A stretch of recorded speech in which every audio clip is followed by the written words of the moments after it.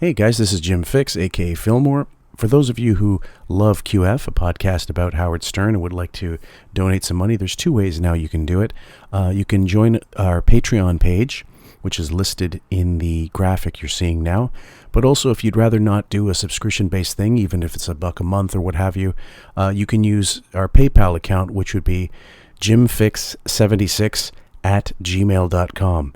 And you can donate whatever you like, however you like, one of those two ways, and we'd more than appreciate it if you'd like to do so.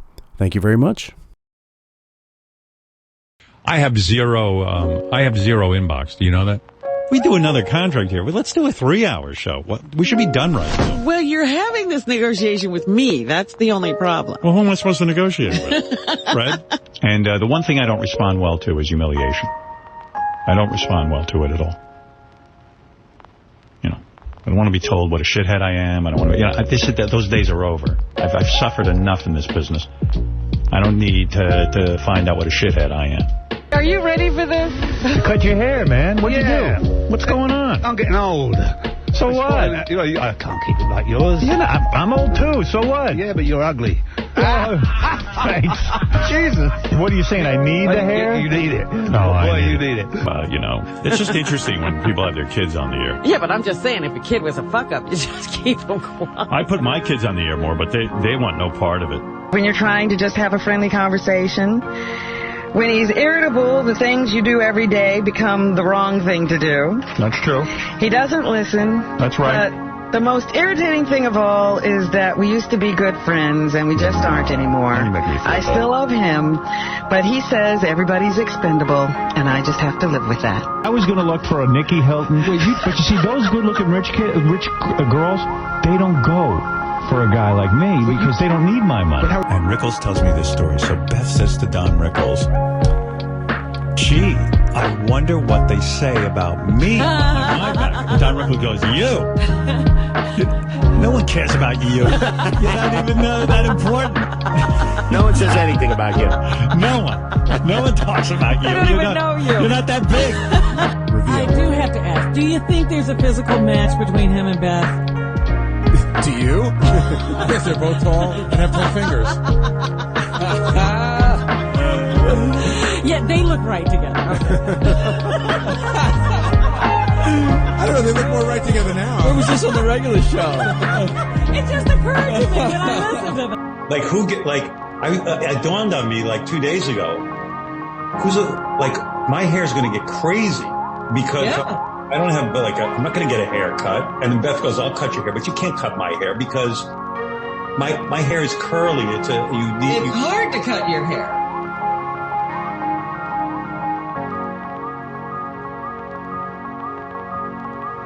Welcome, everybody, to QF, a podcast about Howard Stern. I'm your host, Fillmore, a.k.a. Jim Fix.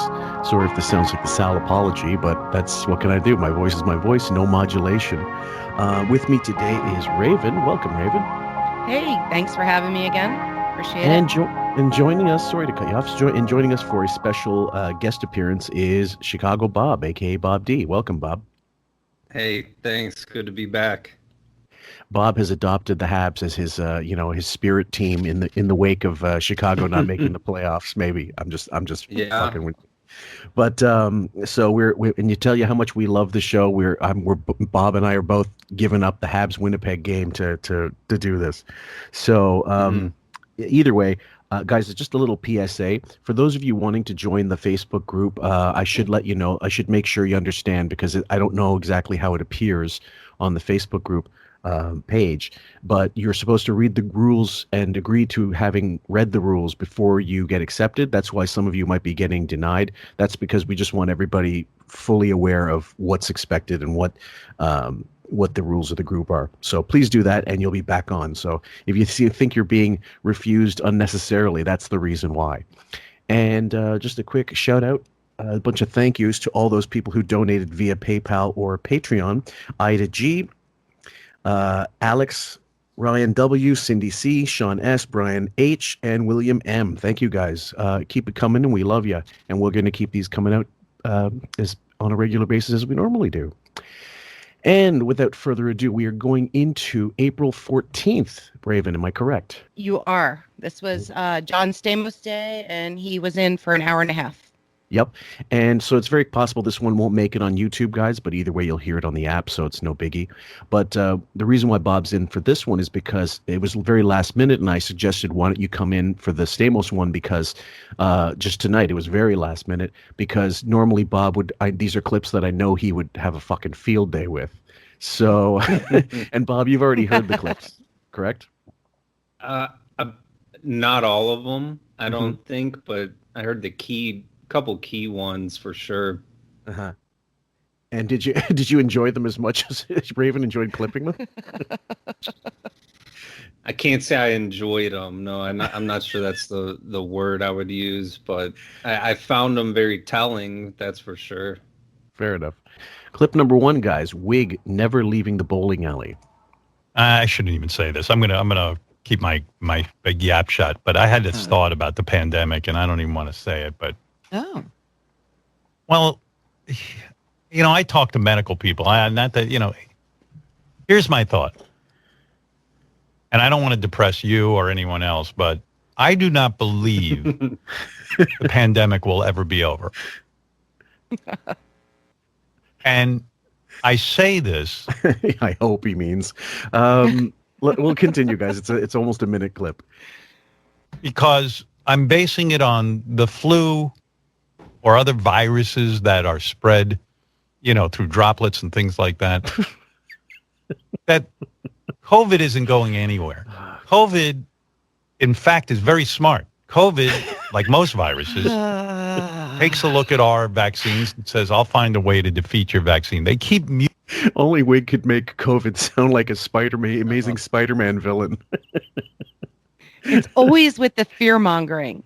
Yeah. He never is going back to that goddamn studio. Never. He will sit in either mansion, but he will not go back in that studio for at least 2 years.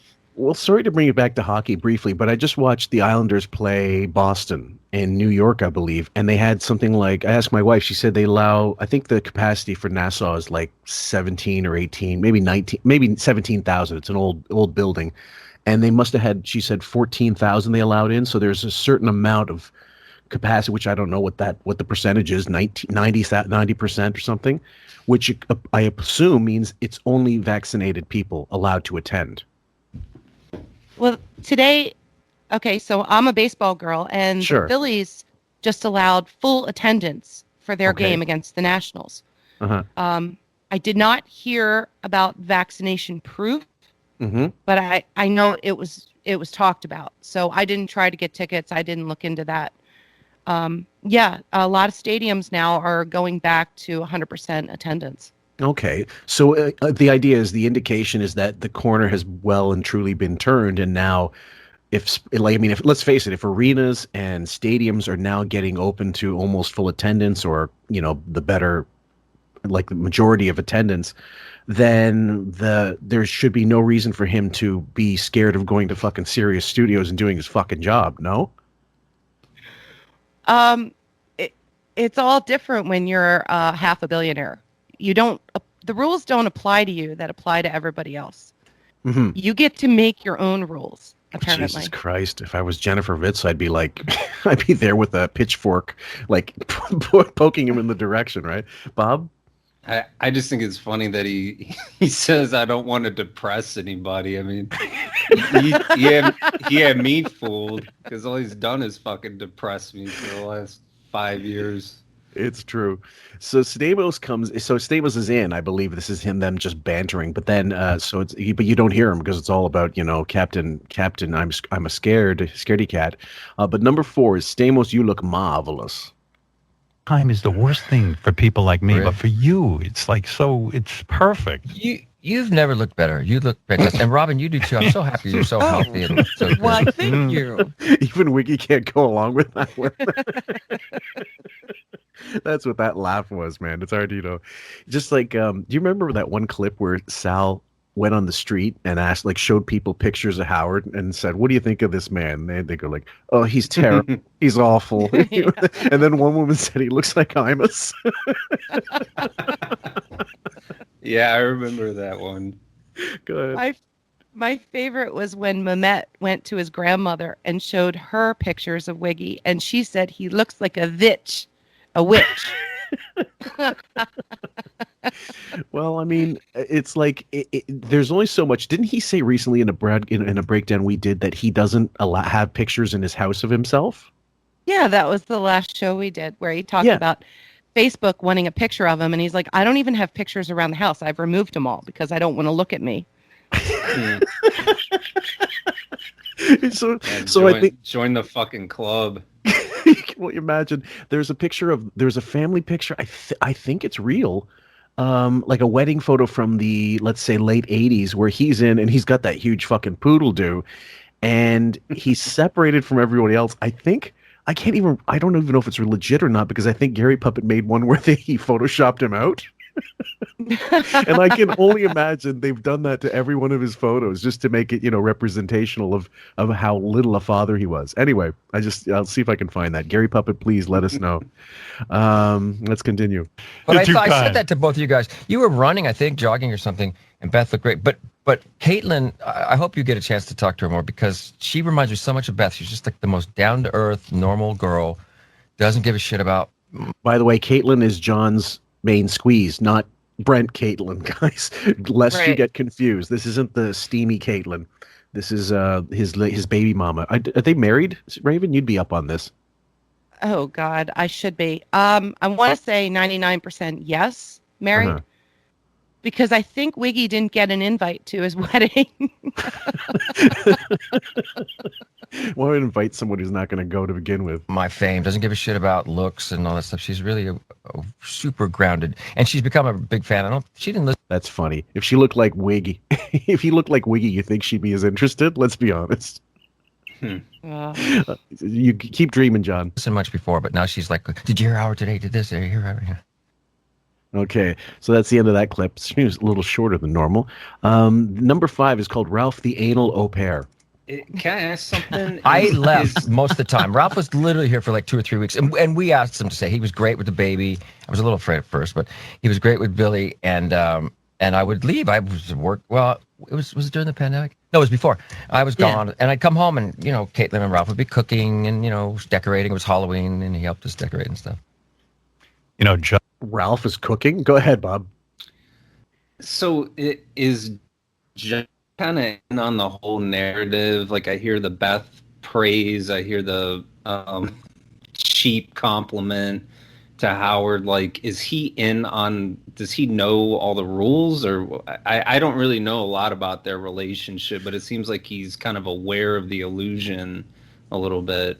And he's even playing into it with his girl, where she's not into all the reasons that she is into him. He's listing, she's not into this and that or whatever. No, that's every reason why she's into you. It's almost like it just reminds me of Howard a little bit. Mm-hmm. Raven? I want to say beard knows beard. So Caitlin, John's wife, is playing the game just as good as Beefus played the game when she first met Wiggy. And is all into everything they're into. Not saying one bad word, and is just supporting them and building up their egos. Because when you have guys that are in the industry like this, that's all they need is their ego stroked. Mm-hmm. So we also know that John has gossip pages, tons of things about him being involved in 3 ways, where it's 2 men and a girl. Mm-hmm. And he's one of the 2 men. And so having Ralph over, which leads into this clip where he's helping Caitlin decorate for Halloween and taking care of the baby. That's not Ralph at all. Mm-hmm. But he does it because he knows it gets him an in. And like with Sam Simon, it got him an inheritance. It got him money. So to live that life in a mansion out in LA, he will basically be a chameleon to whatever needs to be. And I think that's how he got into Wiggy's life too. Yes. But then he got too comfortable and he started throwing up and putting vomit sheets in the laundry machine. So it just became like, he had so many strikes against him that he just got tossed out. But other people have no problem picking up on him. Now, this was a couple years ago that Stamos talks about him, but Stamos mentions Ralph a shitload during this interview. So we'll get to those clips. That's just my thoughts. Well, to go along with that, because you just took the words out of my mouth, it was it's just been always very odd and very telling that Sam Simon, who I've looked for years to look for dirt on him, he's never come out as gay. It's never been publicized that, you know, he's out of the closet, even posthumously. But you look at him, you look at his history of his life. He's been married a couple times. One marriage lasted literally 2 weeks. Jennifer Tilly, who's seemed like a pretty big gay icon, actually. She's almost like the Judy Garland of her generation, and who I love anyway. I think she's fantastic. But she became, I think Sam was undeniably bi or gay, and this was just beard life. And then so Stamos, Wiggy, and Sam, what would they all have in common? Ralph. What does Ralph? We know Ralph's an admitted bisexual.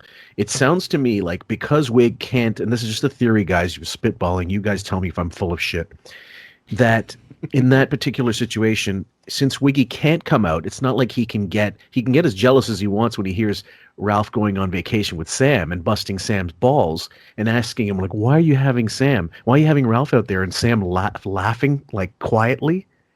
What does that tell you?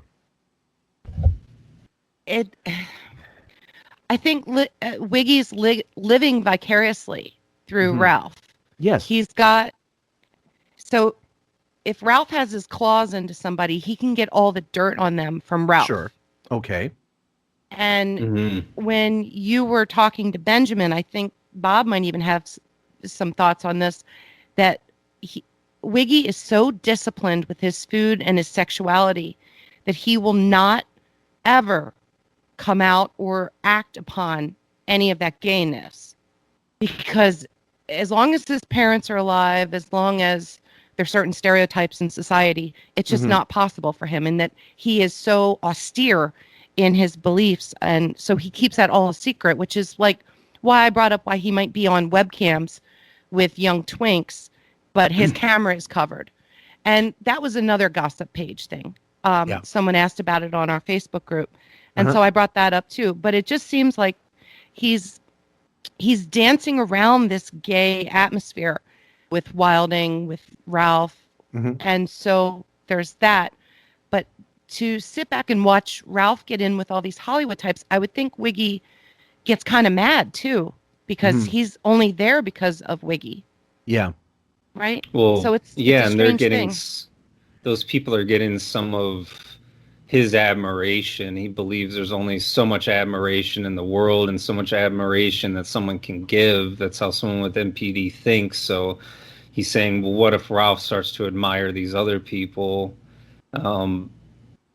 My view on Ralph and what I think Howard and these people, Howard's not capable of doing anything. You know, I mean, he really isn't. And that's one thing that's really proven time and time again. He needs someone to do everything for him. So the impression that I get from Ralph is he's a guy that can go to the dirty areas. He can find drugs. He can find whatever kind of sex stuff going on. You know, he's almost like a liaison into the underworld in some kind of way. You know, like I think that Howard utilized him at some point to maybe facilitate affairs, facilitate him acquiring, you know, I know you guys think he's gay. I don't think he's gay, but either way you want to put it, I think that he uses Ralph to sort of facilitate these types of things, like go to a club, seedy you shit. know, exactly, like the stuff that people can't talk about. I think that Ralph is probably a guy who knows how to keep his mouth shut. Yeah. And he's probably got a reputation amongst those people. Like, hey, you know, if you want to have him out here, this guy can get certain things going. Yeah. When you're in that kind of environment too, you know how to navigate. You start making connections, and I think that's just kind of how I view Ralph and what Ralph is.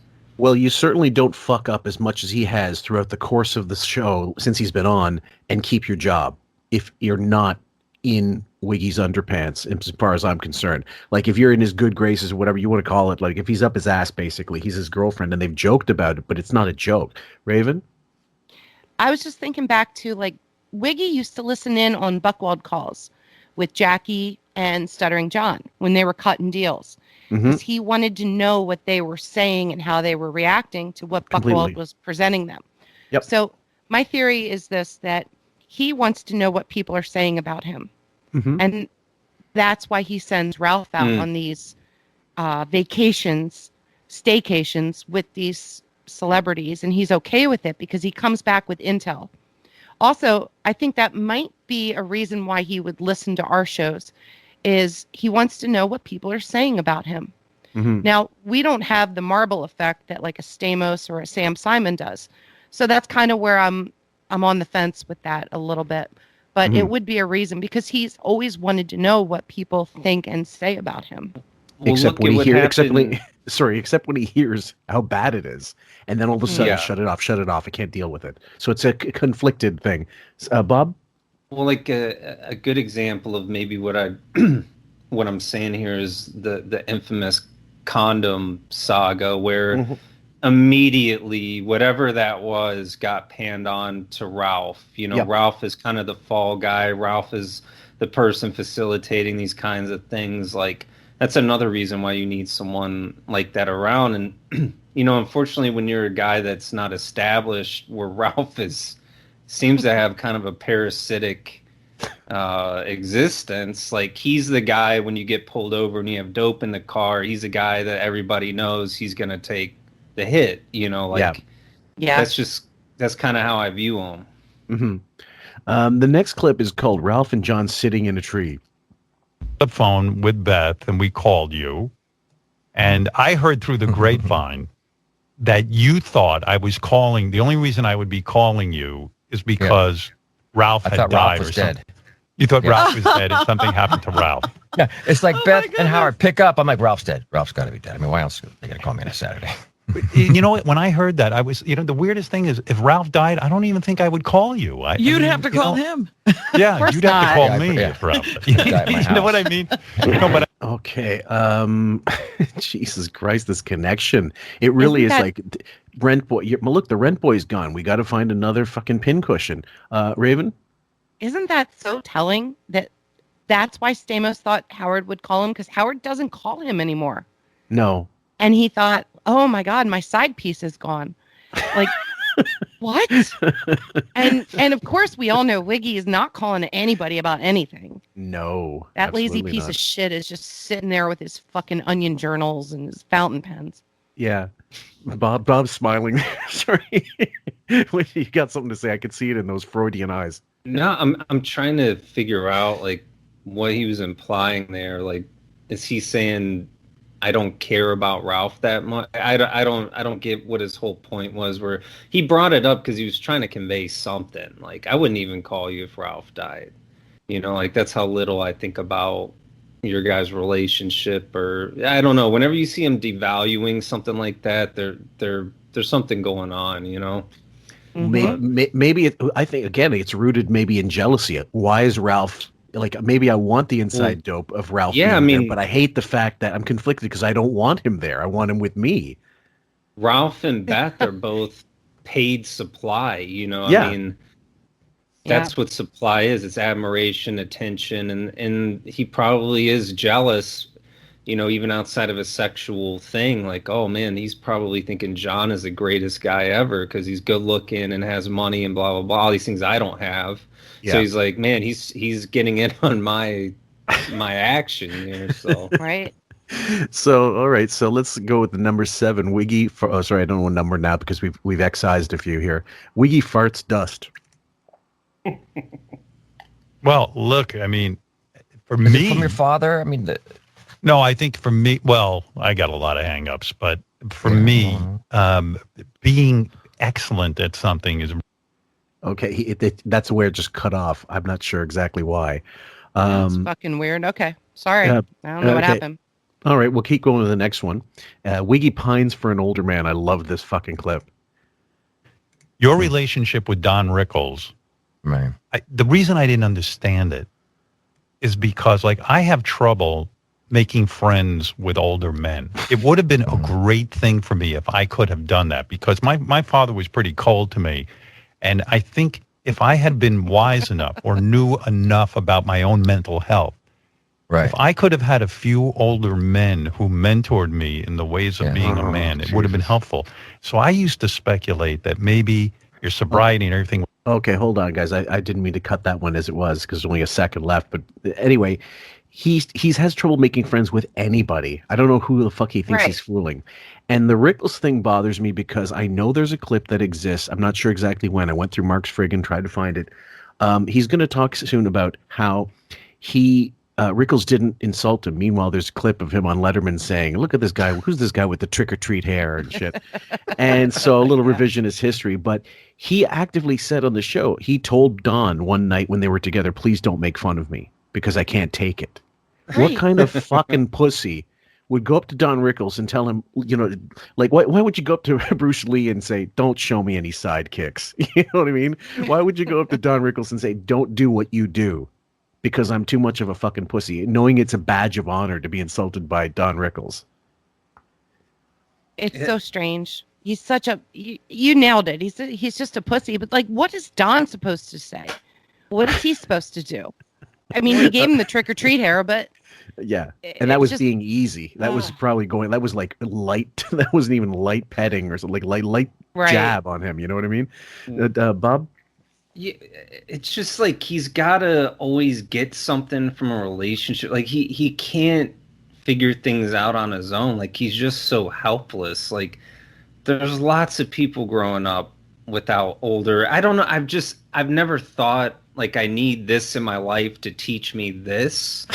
Like you go out and he's so fucking helpless. I wish that there had been someone to, like, I don't even think of anyone in my life where I'm like, oh, this was an older man that mentored me.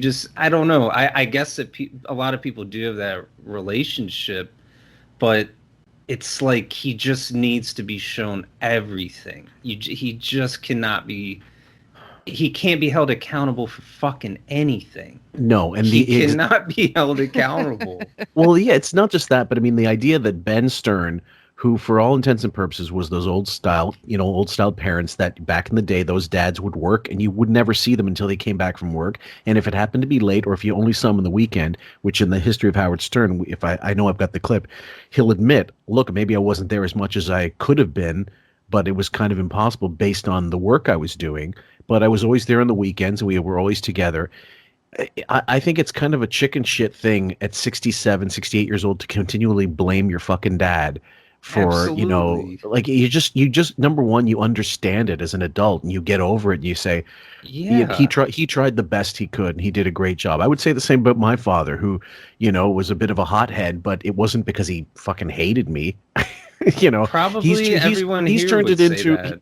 Wiggy's turned it into fuck. He wouldn't hire me at the studio that he owned. He never took me to this. He never took me to that. Blame him for everything. Blame him for wanting fucking sausage as an adult. I don't know.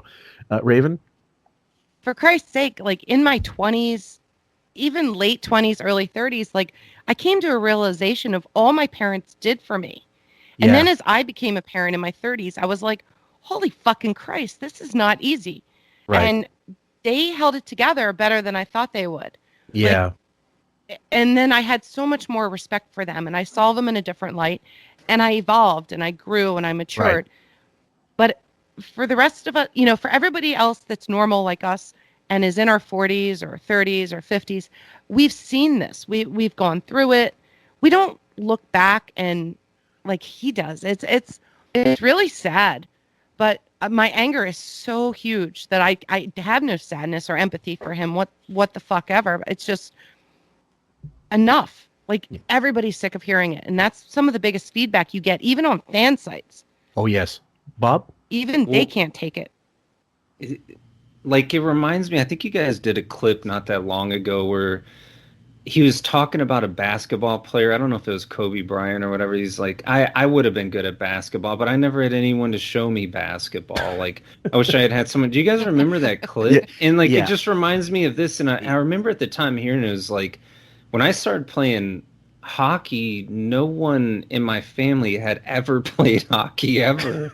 Like it was just what assholes. No one had to show me anything I've ever wanted to do. Like when I started drumming, no one in my family was drumming. When I got into my dad has a degree in psychology, but he wasn't practicing. He was an attorney. But it was just it's like he has to be shown these things, and it's so alien to me because everything that I'm into, I've sort of found on my own. You know, I saw a hockey game. I was like, that looks fucking great. Yeah. I want to play hockey. Like he absolves himself just by saying no one showed me how to do this. And even at his age now, there's no accountability. No one showed me how to be a parent. Raven? Well, it's, you know, I can relate with the sports thing. Like I played sports that my parents never played. But when he is that tall, how does the basketball coach not come to him and say, hey, we need you to rebound and just put up layups and just, you know, maybe learn a free throw? But no, I mean, you never hear about anything like that. But he was just such antisocial. Well, I think he just had no athletic ability. Did you see that him playing basketball against, who was it, Joe Walsh? Nils Lofgren, sorry. And then also I think he lost in basketball to Tony Katane, if I'm not mistaken. But that was my next thought was, dude, you're 6'5" and you grew up in New York and someone had to tell you should maybe think about playing basketball. Like, isn't that kind of fucking obvious? I mean, you're from this supposedly black area. I'm sure someone was playing, ball over there. Yeah, totally. So, number 9, Rickles never picked on me. I was shocked that Rickles never picked on me. Like, it was weird. Like, he always kind of goofs on everybody, and it's kind of the badge of honor that Don Rickles. Fucking liar. I know this clip exists. It's probably 2018, and I don't have more of the later shows archived, unfortunately. I think I have, there's a bit of a gap in there, but if anybody can find that clip and send it to me, I'd be more than grateful. I looked on Mark's frig, and it was tough because you're looking for a keyword, and Mark doesn't always, come through on that, and also he can miss stuff too because he's human, and he's a human. And he absolutely put in some kind of he said it. He announced it on the show. Like, I saw Don and I told him to, take it easy on me because I can't handle it. And he actively admitted that. I couldn't even believe it when I heard it. So let's continue. Made a joke about you. When I was with him, even on Letterman, we appeared together. He never would say a bad word about me. He never. Even I went to dinner with him one night. With a group of people, and he was vicious to everyone in the room. Funny, but vicious. I mean, really shockingly vicious. Yeah. And he'd come to me and, oh, hey, Howard, how you doing? That because he knew you were a fucking pussy and fruit, and you couldn't take it. I mean, like Don must have known inherently anyway. Like, this guy's just a little bit of a putzolifti. So if I go after him, he's just going to crumble and go in the fetal position. Yeah. Yeah. I think Don couldn't get away from him fast enough because he didn't want anything to do with him. I'll be honest. Yeah. That's my.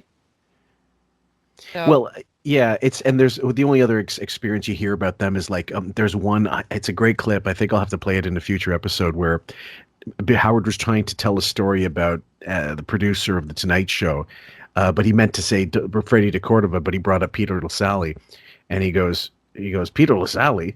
He's still alive. What are you talking about? Don corrected Howard on the story that he was telling. He goes, I was so fucking embarrassed. Anyway. He never, and I don't know, I still to this day don't know what to make of that whole thing. Maybe he didn't like you. No, I'm kidding. Maybe. He revered you. No. I think. Thank you, John, for telling us what we already know. Yeah, I mean, isn't that what Howard was implying right there? Like, maybe this guy didn't like me, yeah, he was probably giving shit to everybody that he didn't think was a fucking introvert psychopath. I mean, serial killer, fucking scarecrow. I'm sure he's breaking a lot of balls, but oh fuck. And Rickles, I mean, just throw a rock in some of those roasts and some of those those Dean Martin roasts and stuff. And when he was just going after people, and there was LaWanda Page, who of course was Aunt Esther on Sanford and Son, and he goes, LaWanda, you can come to the house Tuesday, just the furniture. He's like, this stuff you can't get away with anymore, but Don could because they knew he wasn't a hateful person, and he insulted everybody. Mm-hmm. Yep. Yeah, there was clips of back in when Kevin Hart was on the show. Yeah. He was talking about Don Rickles calling him, like a monkey or monkey boy or I can't imagine he actually used that word, and I think I think he fucked up. I think he mixed it, but there's no way. Yeah, I didn't want to clip it just because it was too inflammatory in a way. Yeah. And Don Rickles is such an older gentleman that has humor from a different bygone era, and yes, it isn't received well these days, and people wouldn't quite get it. So it wasn't presented well, and I didn't clip it. But yeah, Don likes to drop, the F word for gays. He likes to drop, all kinds of ethnic things. But he grew up with like Sammy and Dean and all those guys and Sinatra. Everybody. So it was just a different time. He never adjusted. He never adjusted his humor to the current day and time. Well, no. And in fact, I mean, if you look at there's a clip of him and Denzel in 2008 or 2009 on Letterman. And Denzel's like fucking, he couldn't be more pleased that Don's coming out because he's already laughing before Don comes out. When he does come out, he looks at Denzel, he goes, you're great. Now I'm going to talk to the dummy. How are you, Dave? So he's going after Dave first. And then Dave's, and then Dave's like, how are you, Don? And Don points to Denzel. He goes, why is he here? To clean up? And Denzel's fucking losing it because he knows he's of that generation. He knows it. He knows he's old enough to know who Don Rickles is and what the context is. Then you got a bunch of snowflakes here going, fuck, like he said that. He said, come on, for fuck's sake. Anyway, sorry, I love Don, so I can't hear bullshit about him.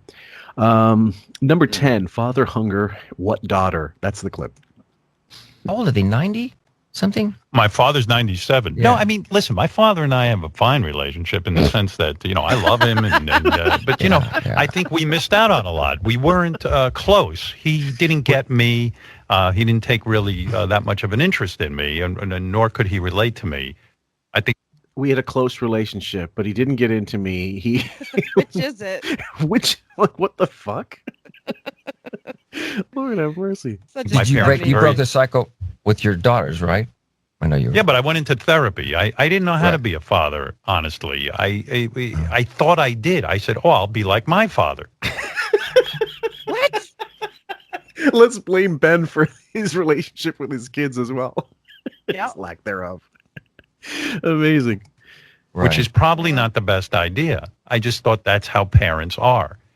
And, I probably was too much of a hard ass. And then when I went into therapy, I said, I'm really here because I want to be a good father. And I was divorced, and I was like, and I want to learn to be a good husband. I mean, I'm out of it. I don't really understand what it is to be a man.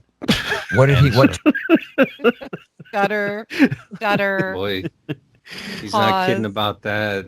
No, he's not. And so this is one of my. I think that's the one. No, there's a few more that tie into that, but this one's called Wiggy Worried About Guitar, taking time out of his tracing. Sorry. More time in my life. I think. Well, you did that. Now just move on to guitar. No. You got to. If you're going to perfect something, I want to be really good at painting. I'm not really good at it. I'm okay. I want to get better because I'm running out of time. You know what I mean? You could do. Do you think about that time?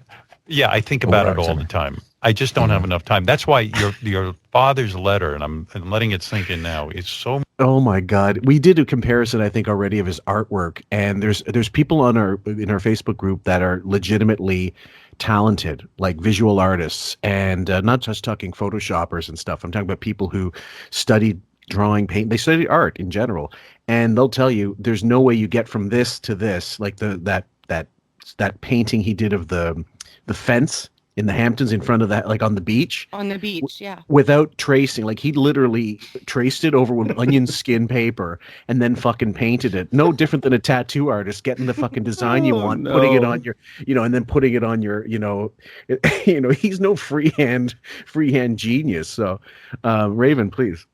Next 2-week vacation that we get, I'm going to start getting an app off of my phone, and I'm going to start water painting. I'm going to take a picture, and I'm going to alternate that app and do something, and I'll show you the before and the after and how long it took me to learn it.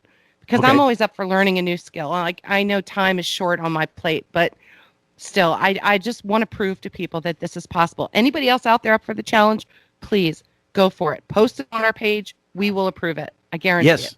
And I'll throw it up on the I'll explain it, and I'll put it on the visual for the YouTube channel the next time we do an episode, and we'll insert them and we'll tell who did it and how long it took them. I'll just put all that information. Bob, go for it. What the fuck is he doing that he doesn't have time for it? He's at his house. He works from home. He works 3 days a week. He's in the fucking sky. He's in the Skynet vault. They do nothing, and they have no connection to anything. It's not just their kids. No, they have no connection. Like, if you want to get good at an artistic endeavor, you have to want it. You know, like there's no way that I could sit on Skype right now and you go, "Hey, Bob, I want to be a great drummer." I can't intellectualize how to do that to you over, like, you have to fucking want it. You have to want, like, and there's talkers, you know, like, I've seen it so much in my life, you know, with different, even just musicians where they just talk, you know, like, you can tell when somebody really wants something. They don't talk about it, and they keep refining it, and they'll be self-critical. Yes. And they'll keep, like, they and this is almost where I feel bad for people with NPD, is they long to be normal and have these connections to things, even if it's just a video game, even if it's just reading comic books, even if it's just playing guitar.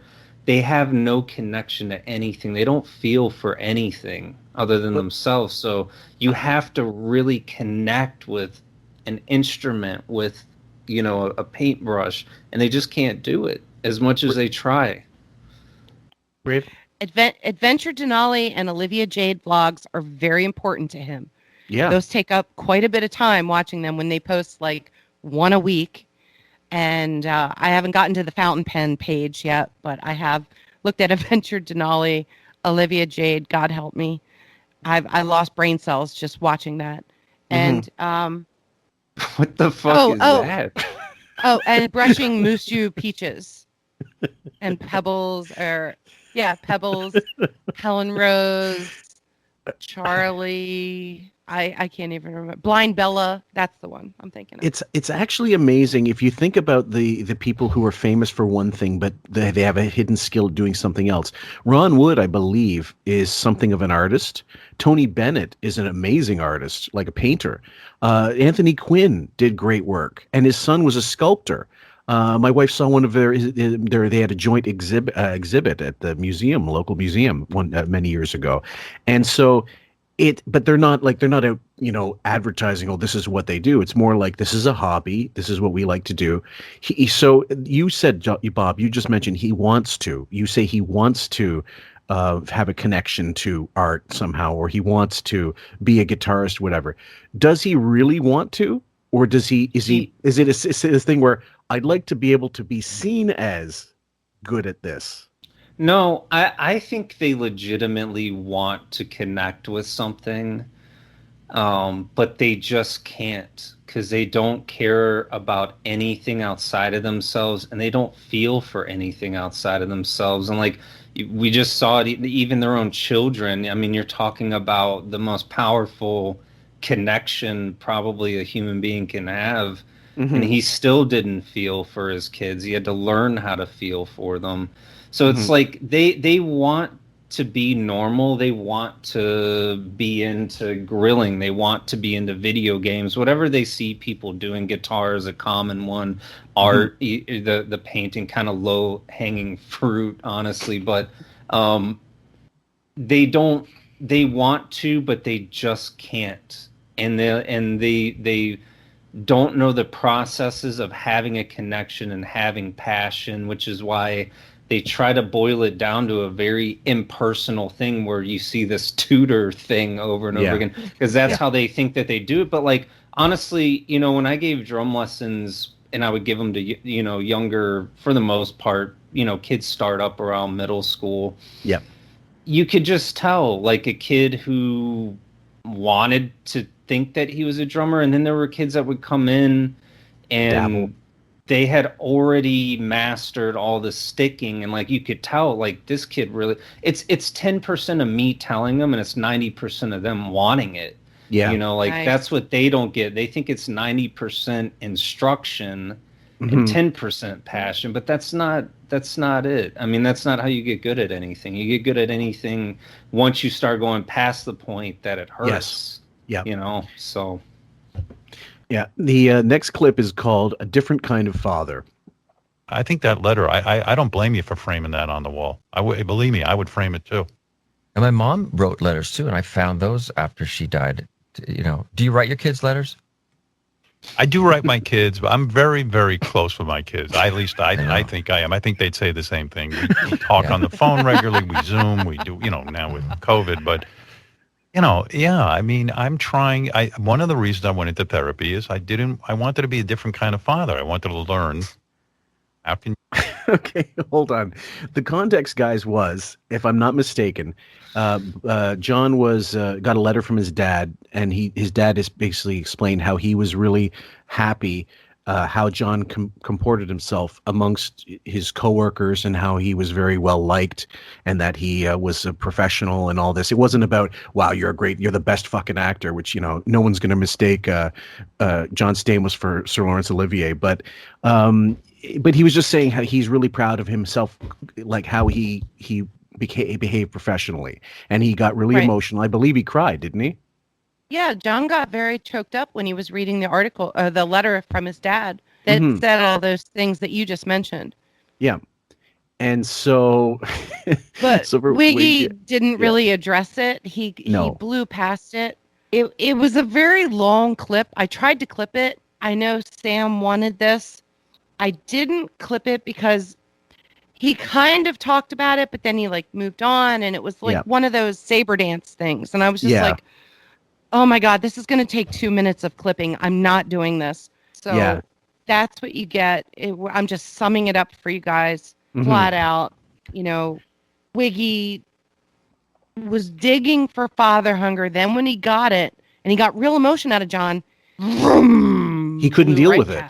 So Bob, that's where I want to ask. The next question. That's where I want to ask you, Bob. Was it a case of, oh God, I'll never feel that, or was like, oh, I'm not comfortable with that. Like I can't deal with someone else having emotions. Like abort.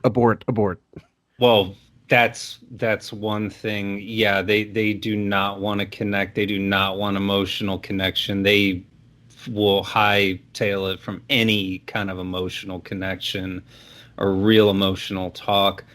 But, this is very speculative on my part. But I feel like Ben maybe had given him a letter like that, or had told him those things. And he realized that, oh, okay, so this kind of invalidates my everything. narrative here. Because my dad did that. I'm sure Ben has told him, and he's kind of admitted it too. They're like, yeah, this is amazing what you did. Yeah. So I almost wonder if he had received something like that, or some sort of praise, and he's like, oh shit, I can't really. If I bring it up, oh, my dad did the same thing, then his whole, the whole illusion kind of goes away, because it's like, oh, it sounds like your dad's a pretty heartfelt guy. Yeah. You're crying about him in your 60s. Raven. Bob, I have a question. Do you think that when Ben passes away, Wiggy will reveal some of these heartfelt things and try to show emotions like a real human? Or hold on. Do you think he's going to double down and it's like, fuck him, Ben was a rapist? Like he healed 20 people and he buried them in Long Island under our old house, and now I can finally tell people? Well, Howard thrives in victimhood, as all people with NPD do. So he would he's either going to go one way or the other. If he reveals all these great things about his dad, it'll be to elicit more empathy towards him, towards Howard. Or now that there's really no one to check him, although that doesn't seem to really stop him to this point, because a lot of what he said has been disputed by basically all the family members, from what I understand. Oh, yeah. I think he'll start to go the other way and start talking about how much he meant to him and how saddened he is, because this now makes him again another victim. You know, when someone's parent dies, I think he's gonna really soak that up. It would be my guess. Okay, like a poor me pity party. Exactly. Yeah. Well, why not use that as an opportunity to say, no, the fucking guy left me. He died. Fuck him. You know what I mean? Because death affects people so many different ways, and everybody has their own ways of dealing with it. And I think you're right on the first point, Bob. I think he actually knows he's completely full of shit, and that Ben was supportive. And he said it, like, he's contradicted himself so many times, saying that Ben was a mensch and admitting that, and what good he did for even his brother-in-law.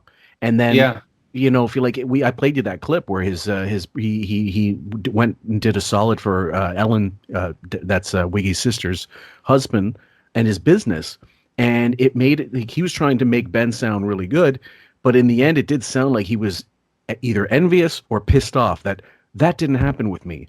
Well, no, Wig, it probably didn't, because he knew you were a useless piece of shit, and Ben would have done whatever he could to help you, but that can only go to a point. Ultimately, you have to have the goods, and if Howard didn't have the goods, what could Ben do? I think the only way that Howard would take that approach to trash him further is Howard's MPD is so bad. I do think it's possible that he would become envious of the attention that his dead father was getting. And he may want to devalue his dad and allocate more of that attention onto himself. Wow. But I don't think he's going to take that approach. Wow. I don't think he will. I mean, he's really losing it, though. That's why I can't write that off. Like, it's that severe. He's literally mentally ill. Like, we're listening to a just certified mentally ill person right now, so I can't really call it, but it's going to go one of those two ways. I'm pretty confident. Mm-hmm. Thank you. Either way, it's not going to be some kind of. It's not going to be Ben's around, like he never died. Either way, it's going to come back to him. Okay. Yes. Yeah. I agree. Okay, parroting the psychiatrist. Tools. Well, specifically, you have to put aside, first of all, your narcissism. Right. You cannot be thinking of yourself. You got to be thinking of the kids and what would be best for their growth and their development. And particularly for people like us who have a show business career, we're so used to the spotlight and grabbing the spotlight that he has to include Stamos because it can't just be him. He has to sort of validate the fact that he's a fucking narcissist by saying we're all narcissists, and that may be true for the most of show business. I'm sure there's a level of narcissism, but I think also, on the other hand, there are a shitload of celebrities who have so little self-esteem that if you if you actually gave them that narcissism test, a lot of them would not pass. Like, they wouldn't pass as a 34 like Rob, and they'd actually be like 14, 15, have really low self-esteem, maybe even lower. And whatever they get is not enough. Like, it's not that it's not enough. It doesn't affect them because they're just psychologically, it's not going to change who they intrinsically are. Bob? Do you want to go ahead, Raven? What were you going to say? Real quick, that John never denied being a narcissist. Mm-hmm. He went along with the story that Wiggy was portraying him as. So he's kind of subservient that way. Well, it could be he agrees with him, or he's just like, I don't even want to go down this road because now we're both talking about, we're waxing each other's Johnsons. So, but the only reason I went to Bob is because I saw his finger first. But go ahead, Bob. Yeah, I mean, I don't want to turn this into a full-blown MPD episode, but sure.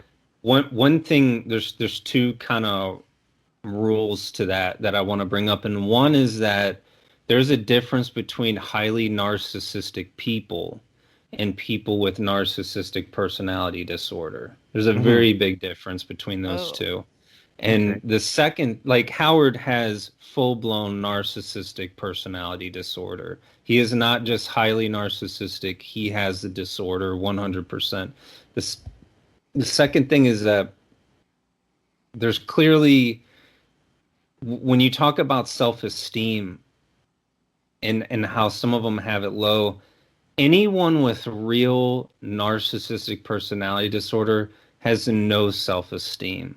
It is incredibly low.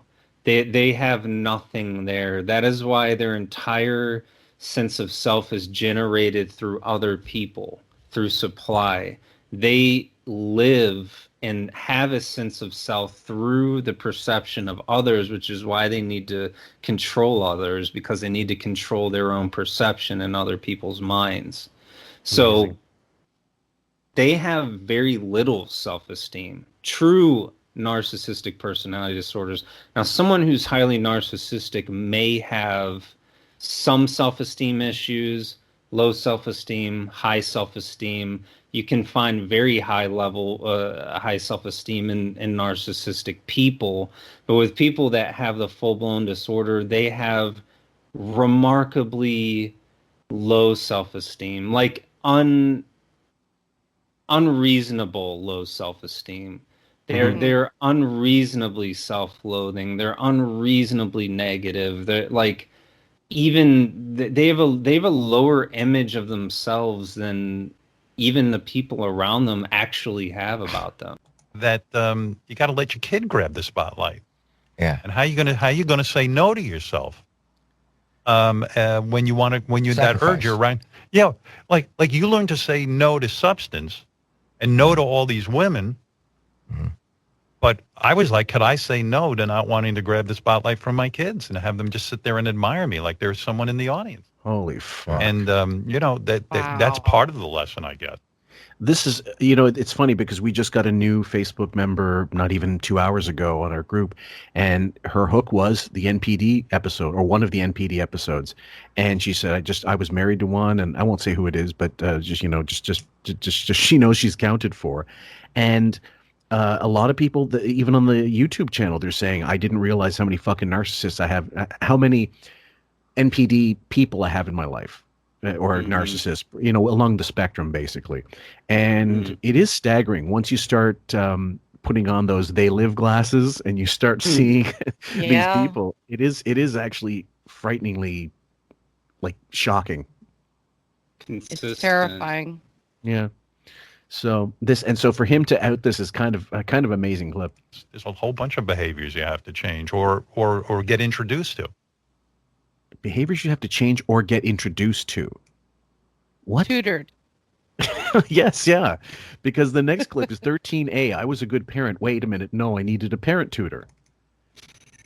You go to their events if they had sports or school stuff? Or, sure. Yeah. Always. Yeah. I always went. But, there's so much to it. That's why I think I wish in school they teach people how to be a parent. All that was going through my mind when I heard this clip originally was when Bob said he probably went to one fucking karate lesson and never went again. Like whenever, Emily might have been taking karate or something like that, or taekwondo or gymnastics, and then like, fuck it, Allison, you take her. I can't be bothered. And because also it's the pauses, right? He's struggling to think of some way to get out of this very awkward thing where he has to admit I was a shit parent. Right. He always first through all these questions that are brought upon him that he's not expecting about his kids and how he is as a parent.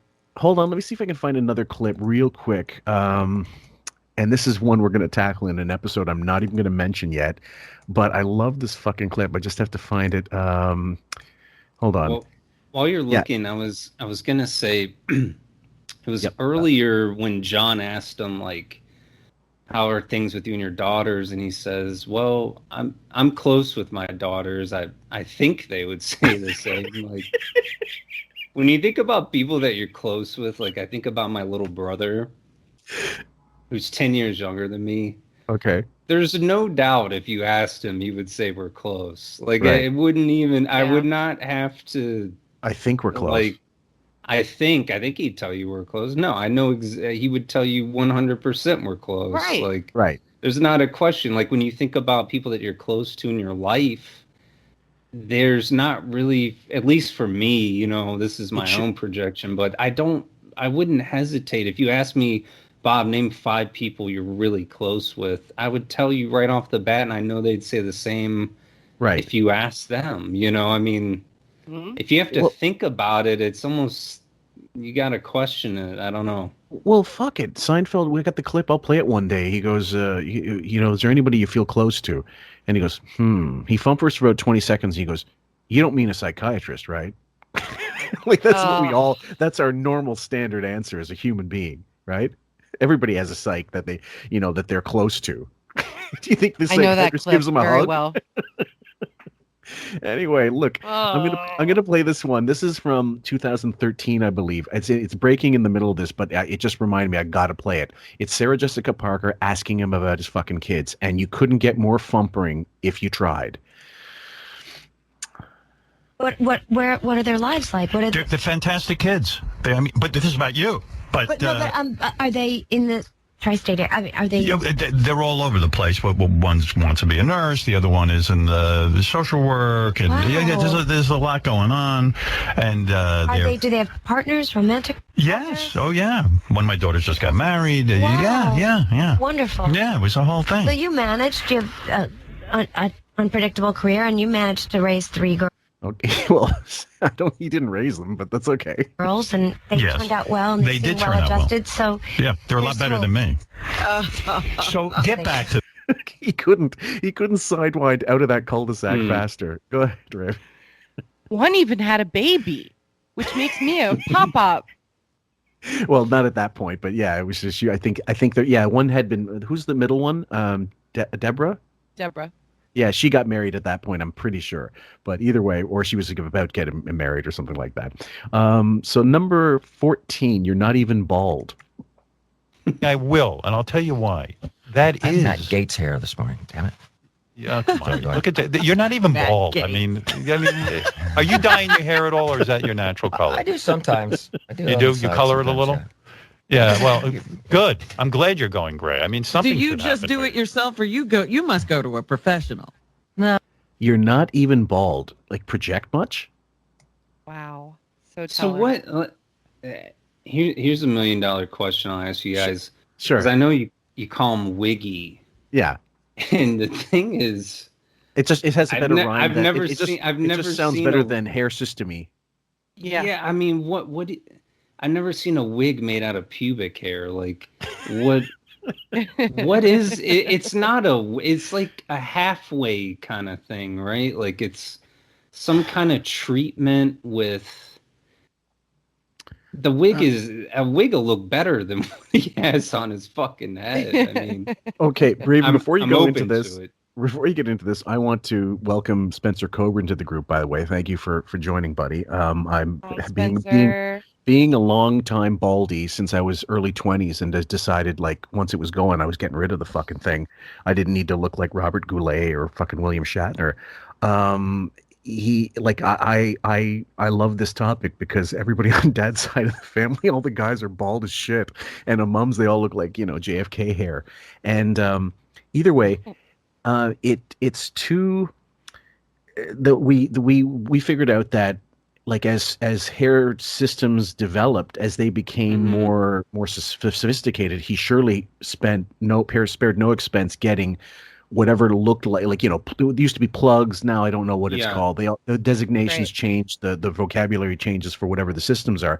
But originally, if you look, we have that Brenner clip from Good Day New York, I think, where he goes, Henny Youngman calls him out, and he goes, "Oh, it's a weave." You know, we're talking 1983, guys. So he clearly had this problem way before the poodle doos and stuff. And someone said, why would you get a wig that looked like that? Well, it's because he had no fucking style. He had no sense of it. He didn't know what made him look like shit. And to be honest, everything makes him look like shit. So he was doomed one way or the other. Raven? Okay, so wiggy sounds better than pluggy. Yeah. So if he does have plugs, I believe it was when Robin called him out on his receding hairline and he was starting to thin out a bit. Yes. Fillmore has a great clip on his channel regarding that I think he just put up this past week. I did. And the Gary Busey fight, there's a whole ring around his head. Right. When he gets when he tackles Gary Busey trying to go after Robin in studio back when they were at K-Rock. So there's also a great thread on Facebook with the many wigs of Wiggy that was Matthew Schultz, yeah, another great Photoshop. Photoshop. That you and him put together. So how can we not? I mean, system, plugs, wig, all of the above. I'm willing to go with any combination. Yeah, it's just, to me, it's just not real. natural hair. Yeah, it's fake shit. Yeah, it's yeah. synthetic. I was just, or it's human hair from another country. Yeah. Yeah, no, I agree. I was just wondering, like, what is the official stance? Because I think it's too awful looking to just be a straight wig. It's some sort of hybrid, treated weave mixed with plugs, mixed with whatever. I mean, it looks bad. It really looks bad. Right. I'm willing to guess it's extensions sewn in somehow. Yeah. Women do that a lot, and Beefus probably knows about it, so I'm sure she's had them, and she can, give Tony tips on how to deal with Howard, and maybe that's why it takes 3 hours to do hair. I get my hair colored. I'm willing to admit I have a few grays. I like to keep a certain tone in my hair, and so every 2 months I get my hair colored. It takes 1 hour. 1 hour from coloring, washing, and cutting, and I'm out the door. Okay. Maybe an hour and a half if I need a full blowout, but I rarely do that. It's just, just get out as soon as I can. So yeah, I just think for sure he has Tony coming over more than he's saying and adjusting him. But like, we've seen him at his worst, and nothing gets past us. Trust me. Right. We have such great people, and everybody just like hawks him on YouTube. So the Matthew Schultz Photoshop, which with his permission, I'll put it up on the thing, because it'll be a little small on the small screen or on a phone, but I think if you enlarge it, it's enough high enough res where people can get it. He did most of the work, but then when he consulted me about it, I go, there's some weirdo wig shots from like 85, 86, the transition between mustache and floofy Fagala Howard, where like before he looked like John Holmes without without fucking actual women, and then later on he became started to get into it was a morphing, and then Louis the 14th. But yeah, he definitely got big on wigs and never got out of it. And then ultimately, when the technology got to the point where he could put in implants or whatever they call them now, where they wouldn't just blow off, because I'm sure he had some days where the fucking wig went with the wind. And the Piers Morgan interview that comes to mind in 2006, where he starts pulling on it. He goes, "Don't get too frisky." Why? Who would say that? Who had natural hair that wasn't coming out with any pulling?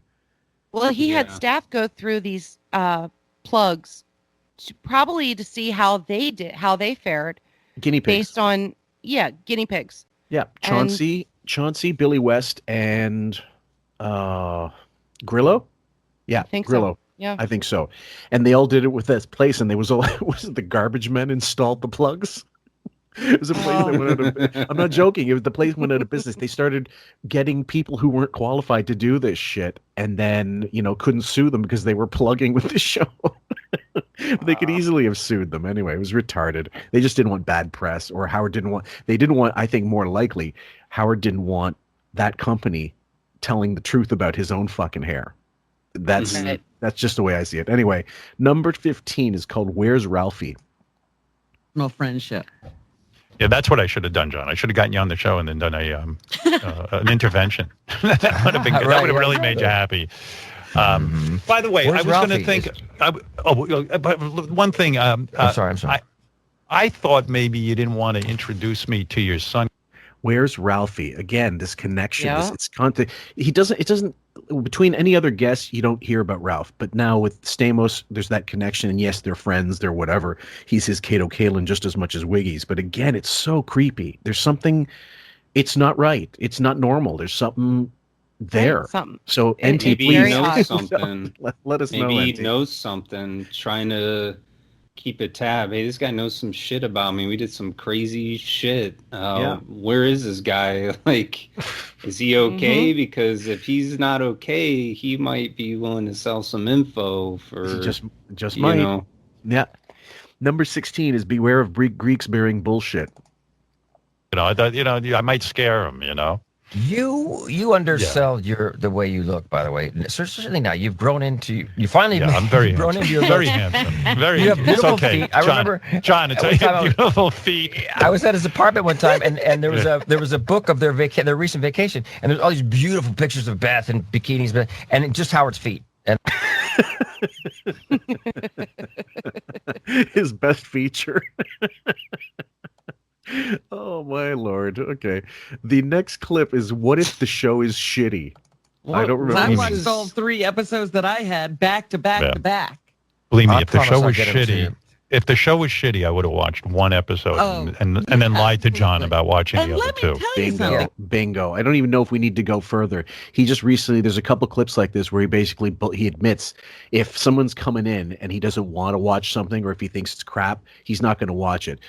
Now, we've done, I don't know how many shows we're getting on, 80, 90 collectively with all the little episodes and stuff. But when we have to do an interview, if the person's got a book out, I fucking read it. If they've got, done like with Jackie, I couldn't get his book actually. I could only see like fragments of it from Google Books. And then, but I said, fuck it, I'll watch all the interviews with him since he's left the show. And I watched almost every single one of them I could, just to make sure I wasn't asking him about questions he'd already fucking answered 100 times. Irrelevant. It turned out he was going to crowbar the same stories in mostly. But it's just the mark of a good interviewer to do your homework. I mean, do I sound retarded? Dick Cavett was a genius at this. He would ask all kinds of questions from left field, and that's why people wanted to go on that show. So for someone to come in and plug something and not have the fucking time of day to watch what it is, even if it is shitty, you could at least sound like you're interested. Yeah, and that's just it. Like, Robin did all the propping up here. Yep. Talking about it, and then Wiggy complained that it's not all in a bundle, like on Netflix when you just download a whole season's worth. Right. And he's like, well, it's not good for your show because people have to tune in weekly. Well, you know what? Mayor of Easttown did really well, and it shut down the server here in Philly because it was based on a show outside of Philly in Delco. So shout out to my Delco peeps. Oh, but cool. It's just not, Wiggy isn't relevant. He doesn't understand our culture. If something's good or a show is something hot that people like, they're going to watch it weekly. It's just John's show wasn't that. John's show was just a feel-good PG-13 family show about a girls' basketball team. And he's the coach that got fired from some college because he acted inappropriately with a player. Oh, my God. Come on. It's like Full House PhD level. It's not anything great. It's not anything terrible. It's just okay. Blah. It's just meh. It's background. Bob? This is incredibly speculative. I think John Stamos is fishing big time about Ralph and big time trying to understand what's going on with Ralph and Howard because I think he knows Ralph talks to him. I really feel like he's fishing here, and that's why he keeps bringing him up. And something's weird about the way that he's bringing him up because Ralph probably knows something that he did. That's the impression that I'm getting because he keeps bringing him up and Howard keeps blowing this thing off with him. Right. I really feel like he's fishing here. Do you mean fishing to see if Ralph has told Howard about something that he saw while he was with John, or he's fishing him to see what Ralph is doing with Howard? No, he's fishing to see how tight are you guys right now? How often are you seeing Ralph? Did Ralph say something? Is Ralph in a bad situation? Is Ralph, because Ralph and I did some shit, it's probably what he's thinking. Like, Ralph and I tag team some, like, couple of are you talking to this guy? Is this guy okay? Is he talking? Like, did he tell you something? Like, why is he continually bringing him up? Yeah. I really feel like he's fishing here. Where's Ralphie? You might be right. Maybe I'm reading too much into it. No, I think you're onto something. Also, I think that maybe Ralph and John pre-rehearsed some stories they could tell on the radio. Possibly. To just to elongate his time on the show, or to fill it up with something funny, or I don't know, maybe Wiggy just wasn't approving, or his passive aggressive side couldn't handle the fact that John and Ralph had some inner stories, funny things to talk about, and he shut it down. This is maybe too conspiratorial, and I apologize in advance, but possibly Stamos fed Ralph some bullshit story that was completely bullshit to see if it would disseminate down to Wiggy and see if it'll come up the air. They're thereby showing you just can't trust Ralph with just about anything. Good point. I like that. And so he could be sifting. Sniffing out a little bit. So but that's inspired by Bob's initial thought, because I didn't think anything of it except Ralph is a rent boy between these group of three, now two, Finooks. Let's see next one. Who's your boyfriend? Is on cue, guys. The thing we have to say is your boyfriend is on the phone. Who's your boyfriend? Ralphie boy. No. Ralph's straight. High pitched Eric. High pitched Eric. God. Is it his birthday today? Okay, I knew that was like a 13-second clip. The first name comes up is Ralph, and then Wiggy immediately goes, Ralph is straight. Yeah. Ralph is this is in the wake of, last September, him and Beefus going through that whole, it was right after the whole George Floyd thing, and they were trying to do anything they could to do the little Fagala two-step over to, Beth, what if Ralph had wanted Beth at the Mercer kitchen and all this bullshit, going, and I've always thought Ralph was gay. Now he's going, Ralph is straight. What? Really? This is what you're going to try to do? That's what he does. Bob? Can you... Sorry, my headphones cut out. Is my microphone still picking up, or is it in my headphones? No, you're working, and you could. Oh, okay. Yep. I can hear you. Yep. Sorry, my headphones dropped out there. I missed the last thing. Do you want me to play it for you, and then I can just eliminate the second clip? Can just. Okay. 5, 4, 3, 2, 1. Actually, I'm not even going to count it out because I'm just going to just play it for you and then I'll delete it. So after it's finished, just give it 2-3 seconds of space. Okay. The thing we have to say is your boyfriend is on the phone. Who's your boyfriend? Ralphie boy. No. Ralph's straight. High pitched Eric. High pitched Eric. God. Is it his birthday today? Bob, what do you think of this clip? Ralph on his mind. Relief. Okay, here's Ralph. Ralph, what are you saying? What's going on? We tag teamed a girl who might have been 15 a few months ago. Are you talking, or what are you doing? She was 15 going on 50. Number 19, satisfied with lies of opportunity. I love this clip. Because you don't have to leave your house. If I don't have to leave the house, I might as well come down here and do the job. Right. But are you satisfied? You have to be, because we want you to be. What do you? Well, I don't even understand the question. Are you satisfied with your career? Is that what you're saying, John? I don't know that I am. I feel... Okay, now the reason why this clip, you're going to hear it, guys, but I want to emphasize, usually I don't want to have to preface this stuff, but I want everybody listening now to the podcast to really hear the silence and really hear the thumping and really especially note Howard's you can hear you can hear the fucking gears in his brain, his 79 mind grinding away going, oh, I was offered this. You don't fucking believe it for a minute. If you can't hear bullshit if you don't know bullshit when you hear it, guys, you need more red pills. You need something, I don't know, frontal lobotomy, anything to jar that fucking noggin up. So I want you to really pay attention to this one. Well, I feel like there was more I could have done, but it is what it is. What? Thank you, Bowie. Look, there were years ago when I had the production. Recently, I would say, when I say recently, I mean within the last 7 years, I've been offered opportunities. Yeah. Pause. Love it. Love it. That are mind-blowing.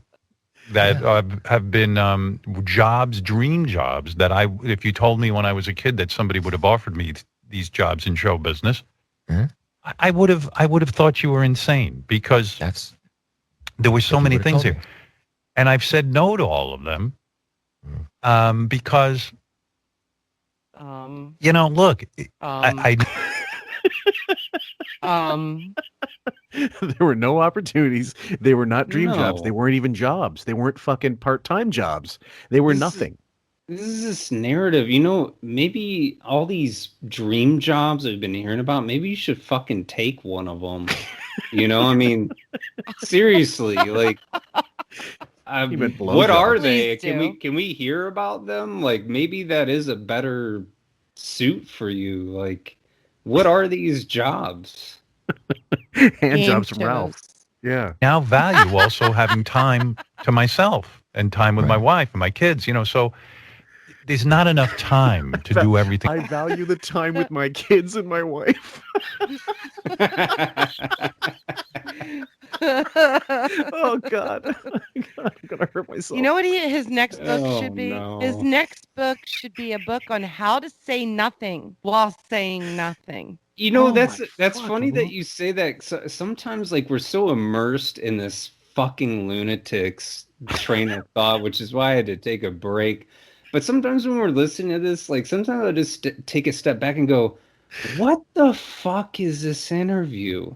Who fucking cares about any of this shit? This is the most boring bullshit ever. Like, who cares? You're not so much. Happy with your career. Who is?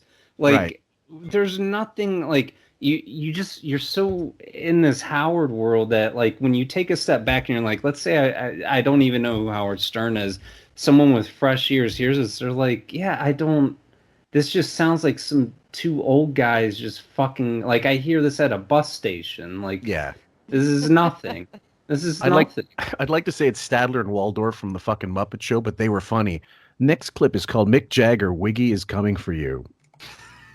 Look across and see Paul McCartney, saying that he loves you, and everybody. I mean, I think you've got everybody that you want to interview that's alive right now. No, not everyone. I would love to interview Mick Jagger. Do you know Mick Jagger at all? Keep dreaming. No. Never met him? He's asking him, not asking, like, have you met him? He's asking, can you get me in with Mick? That's the only thing he wants. Anybody hear differently? Well, what I hear is, I'm going to keep praising you because I'm fishing. Yeah. I keep conspiring, but that's just kind of what I hear. Praise Beth, praise his looks, praise his career. Yeah. I don't know. Met him. I was at, my ex-wife and I were at a Stones concert, and we were hanging out with with Ronnie Wood, and everybody was partaking and stuff, and Ronnie was like, come on, you got to meet Mick, to Rebecca. You got to meet Mick. And off they went. And I was like, where'd Caitlin? Where'd Rebecca? Where's she? Oh, they took her to see Mick. I'm like, no! Running in like slow motion, Mick was doing coke off of Rebecca's ass. Yeah. Mm-hmm. Anyway, so guys, this just ties us into the whole, like, he's angling for Mick so badly he can't even say it. Like, he may as well start off every show as "Please Mick, come in. Please Mick, come in." He's so desperate. Okay, number 21, Husband 101 from a 79. Oh shit, hold on. Okay. But my life got better. Well, being a better husband to me is like thinking of the person you're with more than yourself. Oh, God. But doing that is hard. I mean, let's be honest. But I think you have to do that. And I don't know. I just feel like my life got so much better, having this intense love affair. And in order to get that, you got to give. Guys, I don't think fucking Total Recall was a better science fiction script. Yeah, he didn't want cats, but now Beth is like a cat factory. Yeah, love fucking affair. A. Right. Oh, but he's just, he's like, you have to care about the other person even remotely, and it's hard. No, it's not hard. It's not hard to care about people. he says it like he just broke open the fortune cookie and is now, okay, this is how I'm going to operate my life, by Chinese takeout. Yeah. Number 22, I owe you a hand job. I'm with you. Hopefully the pandemic will be over. We'll go to a restaurant. I'm going to jerk you off under the table. Okay? Okay. There you go. Okay, thank you. Yeah, why not? Reminds you of the good old days. What? Thanks, Robin. Oh, I know. Jesus. Yeah, it's right out there for you guys. To say it's such a weird thing to say to someone. Maybe it was a timing thing, but we do know about that whole threesome story, and Artie was correct. The only time a story is bullshit is when it's never told. It keeps changing all the time. And that Rebecca, Beth, Stamos, Wiggy thing, totally, like, to me, it sounded like they didn't want it to come out, but we swung. Like, I eventually had a piece of John, or vice versa. Wiggy was probably the bottom, and but I don't know that he. I think what was the expression? Stamos went off to get the beer. Yes, that was it. Wiggy was a camera guy, like not even involved in it. He was Little Bill from Boogie Nights. Okay, let's see what we got. Number 23. Ralph and Uncle Jesse talk porn. Oh, Jesus. Ralph and I talked about, he said he was watching a lot of porn. He said that he's seeing the same, he thinks he's seen all the porn over the pandemic. He ran out of porn. It's impossible. You know what? He might be right. I think, me too. You're seeing some repeats now? Yeah. So when do you watch it? With Beth? You'd know, right? No, Beth doesn't like porn. She's against it. She's against it, right? Mm-hmm. No, she just doesn't like, trans porn that you enjoy, or fucking babysitter porn. Twink, yeah. Porn. Absolutely. And she's also, by the way, not in the same house, so how can she watch it with him? Number 24. So John brings up Ralph again. This is later in the interview. Yep. Yes. That's why I clipped it. Isn't it puzzling? Not really, though, when you think about it. No, I mean, with a certain, if you look at it with certain glasses on, yeah, and that's I completely forgot about that notion. It's still Ralph constantly being brought up, and it seems like, why is he crowbarring it so much? Mm-hmm. I think he's fishing. Oh, yeah. I think he's trying to feel it out.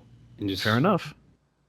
Anybody with your theories, please put them in the comments when you get this one, even if it's not on YouTube. Loads of options, or say it in the Facebook group.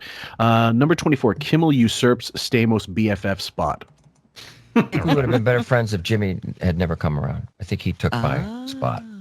In a way, let's save it's it true. for the next show. Okay, next show we'll talk about, did Jimmy ruin my relationship with John? Did I? He's the one. Right. That's it. All right. Okay, yeah, Raven. He's kind of setting up like a WWF or WWE wrestling situation where it's like the two are going to go head to head with Kimmel versus Uncle Jesse in who has Howard's ear more. And triangulation. Why did John lose his ear to Jimmy? Yes. Basically because Jimmy threw him parties that got him into the Hollywood crowd. That's exactly right. John didn't even invite him to his wedding. Yeah, well, I mean, crying out loud. But Kimmel, and Kimmel's been kind of a regular star fucker for a long time now. He invites all kinds of people to his. There's a couple people like this in the industry. Martin Short and his wife Nancy used to have all kinds of people at Christmas. Like Tom Hanks would be there with his wife, and Steve Martin. A lot of like Paul Schaefer, like Letterman's crowd, essentially. And it was kind of in the industry. It was the whole thing. And so Kimmel's trying to do that with younger generations, and they're taking him up. They're going to his house. They know they're going to be well treated. They know they're going to eat well. He's not going to be stingy and say like, "Listen, there's a marker on. I've marked the line on the rum, so don't think you can drink more than that." And Wiggy, that's exactly what he'd be like, locking the fucking liquor cabinet, and everything comes through him. But anyway, it's interesting, that little trifecta. Number 25, Africa, South America, same shit. And and thank you, Mark Shabzovich, for this clip and another one that we played. You need the kind of fame where, like David Lee Roth hit it right. He said Van Halen was so famous that he used to go to Africa, the deepest parts of Africa, just to get away, the Amazon jungle. Raven, tell me this ain't like Dirk Diggler playing. He goes, well, Napoleon, when he took over the whole your Roman Empire, and I love he would the hike. This Son is is great in South because America. Yeah, go ahead. He said you had to go, he went to the deepest parts of Africa to go to the Amazon jungle. Yes. It's just like how he didn't know what season Alaska was in April. Okay, Alaska is part of the United States. It's not the contiguous, but it's part of like Canada. It's right up there. But he thought it was maybe winter or summer. He didn't understand that Alaska had spring just like us in the United States. I just find this stuff amazing that he can't comprehend geography, and he thought the Amazon was in Africa. So that's happy 79. beyond. Yay! That's beyond understanding geography. Like to think that the Amazon jungle is in Africa, like even the most layman I would have to think knows that the Amazon is not in Africa. I mean, that is. Well, listen, he knows he crossed the Golden Gate Bridge in New York last week, and all right, same. It's like Africa to me. So I don't know where anything is. I'm just keeping it real stupid. So like he would go to like the Amazon, which is not in Africa, as everyone knows, but David Lee Roth didn't know that. Oh my fucking God. David Lee Roth, he's a world traveler like you have no idea. He can school Wiggy in how many languages? I don't even know. Like shitloads. I'm sure he knows the Amazon is not in Africa. Yeah. I'm sure he knows that. And so going into the next clips, guys, he takes a week off, if I'm not mistaken, and then brings us into the 26th of April. And this is a shitload of clips that we're going to try to get through. That I had not heard that. I'm genuinely shocked, even with as much as I know of Howard, that he thought the Amazon. Everyone knows where the Amazon is, right? I mean, it's Amazon.com. Amazon.com. The back office was texting him immediately, and that's why he corrected himself. 100%. They had to have been. I mean, that's remarkably dumb. Yeah. Okay. God, I can't wait for episode 79. It might actually be 78 and 79, but please, Raven. Bob, these clips I sent you a long time ago are from this day, 4/26. It was a Monday. And they're all about Beefus and her sugar addiction and him calling her out on it. Mm-hmm. Mm-hmm. I think I hope you remember them. I don't know. But if not, I'm sure you'll have a good take. I think we actually talked about it in the last episode that I did. But yeah, let's revisit them. Yeah, well, no, we didn't actually do these ones, but it was similar. Yeah. We didn't take any from this date. Hey now. This one's called Horse Pelican Rift. I'm not sure if we're in a pandemic or not. I don't know what's going on. I don't either. Like I went for a walk the other day. Now I'm wearing a mask when I go out for a walk on the street, and my wife isn't. So I don't know what good that does me. Is there a rift in the family? Kind of. Like I'm like, honey, why am I wearing a mask and you're not? She goes, I don't know. She goes, we're outside. We've been vaccinated. Blah blah blah blah blah. Yeah, Beth just doesn't give a fuck anymore. Mm-hmm. She's had it. She's fed the fuck up. Raven? I remember these, Raven. This is the first time they admitted to being vaccinated, and it was very casual. Yes. They never got into how they got vaccinated, when, but we remember like 3 weeks ago, he was sick. Mm-hmm. And it was the end of the world because he had a minor fever of like 100.9. Right. Well, I have a theory on why they didn't admit to getting vaccinated right away, even though he's super pro-vax. And my opinion is this. Mm-hmm. He had a private doctor come to the house to administer the vaccine to him. He didn't go to CVS, Walgreens, Rite Aid, a local high school, or a community center to get the vaccination. He had it delivered to his house. Mm-hmm. So he didn't have to deal with us regular folk. Because sure. you know there'd be pictures posted. You know somebody would have noticed this gawky gargoyle out there, 6'9". I still say he's 6'9", not 6'5". Mm-hmm. Hunched over with that atrocity on his back and his head. But yeah, that's why he never admitted, because he didn't want to give too many details because he knew he'd fuck it up. So it was easier to say, feel bad for me, I'm sick. Oh, wait, I'm not sick. And then 3 weeks later, it's, oh, I'm vaccinated. Oh, guess what? Now I'm in Florida. Hooray! Yeah. So that's the that's the transgression that I'm looking at here. Is he didn't want to admit he got vaccinated because he didn't want to give up too many details, and he couldn't admit he got it served up on a silver platter to him by a doctor. Yes, but in a way that only a person with his largesse could, like, with that kind of money. Like, obviously, we'd all love to have, the fucking, the vaccine mobile come over and give Quasi-Wigo, the same as he got, a bunch of fucking vaccines, and and probably came with his own refrigerator, and he has a special fridge for vaccines too. Well, someone's gonna take a picture of someone who's 6'9" in a stroller, so we can for sure say he didn't go out to a normal place. Yeah, I mean, unless they didn't give a fuck who he was, and which is quite possible in 2021. But I mean, even the oldest, shittiest smartphone has a camera on it, so there's just no way you wouldn't get the worst possible snap of this Cro-Magnon looking guy slumped around, being led by some fucking bimbet handler, come on this way, honey. What? Being led up steps, led down steps. Come on. Oh, it's so nice you took your grandfather out to get vaccinated. You got a grandfather's stroller for him on top exactly. of that. Yeah, exactly. So let's play out this one. And then, I don't know. I don't, and I wear the mask. Pause. I don't know. Yeah, but I'm watching the Oscars last night, and there were nobody masks in sight. No. So I don't know what you're supposed to do. I just... What the fuck don't you? What else do you have to do but research? We talked about this a little bit with Benjamin and Sam on that one episode. And it's like, dude, really?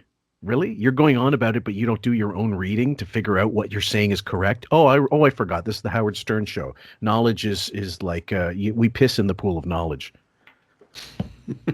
Fuck's sake. Well, it's like learning is a disease, and that and everybody's cured. He wants to make it work for him. I don't think he wants to leave. No, it's just like Raven said. He's not wanting to leave that fucking house. No, I mean, he's really not. He doesn't want to interact with anybody. So no. It's perfect storm, fucking pandemic. If he could have the fucking bubonic plague become a thing in North America, he'd ship it himself and start distributing it as free heroin instead. No, I always feel like I have COVID. Yet you have never had it. Never had it, but I don't want it. And they say, when you're outside, there's less risk, but there is some risk. And then the vaccine works, but sometimes it doesn't work. And I was watching. I hope he gets hit by a fucking pasta delivery boy, like some pizza guy. And just, I'm really sorry to be so nasty, but fuck, I want him flying through the air, and there's a bunch of pepperonis falling down around him.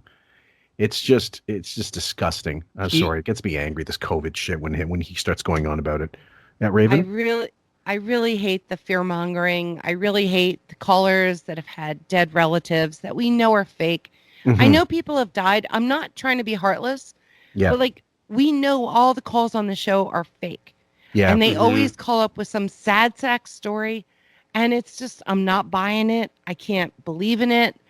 I'm sick of it. And this is a comedy show. And this is how you give us comedy? Fuck you. Right. Well, yeah, but not only that, it's the idea that if you're going to talk about one side of it, show both sides. Talk about people who have recovered and talk about their actual, Will had it, and talk to Will. Ask Will about what, he's gone through. Ask people that have lingering, issues as a result of it. There's all Like the whole spectrum of COVID, you discuss about. Why not? There's a ton of people. I had it. Okay, I still have foggy brain every now and then. I still have lingering effects. I'm not going to get into the details. It's fucking horrible. Yeah. But you know what? You move on. You tell the hero tale. Like I always say, don't be a victim, be a hero. And that's it. Just move on. Grow up. Bob? Fuck. You should write an email and send it to Howard because he will never play that role. I mean, there's no fucking way. No. He's a victim of a fucking virus he's never had. That's how much of a victim he is. What is that expression you said? They'll punch you and then say ow. Yeah. I mean, you would think he had it. He hasn't had it. I would bet not only has he not had it, he probably knows no one that ever had it. Like I sometimes when I hear him talk, I just feel like I could jump out and say boo and the guy's heart would stop. Yeah, probably. Like he's so frightened of the world. And again, I'm not trying to take away from anybody's experiences. Raven just said she has lingering effects, but there is a point where you just go, hey man, life goes on. Like we got to get through. You got to kind of do something here. Like your woman's hiding cereal. Things aren't going well, man. Like you're gonna have to at some point go outside. And the way the Hamptons are, there's a Lucky Charms shipment in an Amazon box that's unmarked coming into the driveway. Yeah, a fucking IV drip probably, but you're like, dude, you're not jogging on the Brooklyn Bridge, man. I mean, you're going outside in the Hamptons. It's in a closed community. I really doubt he's coming across that many people. I can't say for sure, but I would be shocked if he went for a run and came across 4 people would be a lot from what I would think, but I don't know. Yeah, Rick? I'm going to say Tony Coburn. Yeah. The eye doctor, the dentist, and the guy who drew blood from him for the nutritionist. Yeah. That's it. Until they got to Florida and they were vaccinated, and now Beef is trying to do whatever. Dinners outside. I don't know. I just got this. I love this idea that they've got ants in the house because there's, green diamonds. So, green clovers, purple diamonds, red horseshoes, that marshmallows they got to follow through the house. Howard puts on a condom just over his face to even deal with anyone. Yeah. Number 2, sorry, this one's going to be hard for me. Beef bash sesh. Why is Beth not wearing a mask? I mean, does the mask bother her that much? Yeah, I don't know. She feels we're outside, we're vaccinated, and we're far enough away from people, but I don't feel comfortable with that. Robin, how are they supposed to photograph that fucking horse grin with the mask on? Nice. But what am I going to do? I mean, I can't force her to, she carries the mask with her. She just doesn't put it on. Oh, so if somebody gets close, she would put on the mask? Yeah. Okay. No. All right. No. She just carries it. Way to fucking trash your wife to the whatever the 60 fans you have left. And whatever, possible writer is listening. That's like Maureen Callahan, who I'm sure is listening avidly. We love you. She just likes a mask. I go, honey, would you bring your mask? And I guess she's right. I mean, in the sense that they do say if you're vaccinated and you're outdoors. Are they saying that? I heard you're still supposed to be wearing a mask. That's what I heard. So I'm wearing it. That's what I heard. Fuck's sake. You could fucking take a Bazooka Joe rapper and read it to him and tell him, okay, that's the Torah. I got to take this seriously. Yeah, here's a guy. He's got hair in his face, sunglasses. Anything he can do to hide his face, like... He should be opting for the full face mask, like the yeah, exactly, like the Hannibal Lecter mask, and just strapping. It's unbelievable. Jason Voorhees. Yeah, exactly. But Jason was only afraid of water. What are his weaknesses? Everything. He's kind of funny compared to Howard. Yeah. Nor do I. Yeah, I mean, don't care. Goof on me. All make jokes. The next clip is called number 3, Blobbin' Showboating. I like this one. Kindred spirits. Yeah, it's weird. They always wave, and they always it's almost like if you drive an exotic car and you pass somebody in that car, they honk at each other. That's right. Yeah. I think they're in some kind of club. Because I have a Corvette, and which of course is an exotic car. You could pick that up from any meathead down the fucking street. Oh well, I digress. Every once in a while, when I'm driving, people are waving at me. I forget it's the car. Yeah. Because they've never seen a fucking sofa driving a Corvette. Great story. Yeah. Go ahead. Can you imagine her pouring herself into a Corvette? Oh my God. You think one leg's out the driver, out the passenger seat? 270? Yeah. Just like that steering wheel is right in her gun. It's just awful. What a just shit fuck story. He fucking Corvette. Like, people with Corvettes in my apartment complex. Who gives a shit? What happened to the Mercedes? Didn't he get her Mercedes the same when he got a stripper? Why is she driving the Corvette? She's 60-fucking-8. Come on now. Yeah. And if she's driving, that's the other thing I find fascinating. Really? You're not at SB, you will drive? Okay, fair enough. Do you think that was a plug? from Chevrolet? From GM? No. Okay. That's a brag. I don't know. Yeah, whoever the fucking... Total brag. Yeah, I think so. Number 4, Breaking Beef. I don't know. I can't convince her. When did she decide? When did she first unmask and walk out? We go for a walk, and she just doesn't wear a mask. No, I meant the first time. Was it like shocking to you, or did she announce that she was no longer going to wear a mask outside? I said to her, honey, let's wear our masks. And she was like, no, we're outside. And we're far away enough from people. And I go, I don't feel we're that and you're vaccinated. Well, don't forget to mention that, asshole. Far if we're on the same, sidewalk. And she's like, no, we're far enough away. Yeah. Okay, so again, we're going straight into this. The whole day is really just fuck you, Beth, basically, in a nutshell. But we're going to give you all the details. Raven? I just want to give some idea to people that this is about the time they were moving to Florida because he had just seen his parents for Mother's Day. Mm-hmm. So they got vaccinated and they've been there probably a month now, and they flew all their cats down.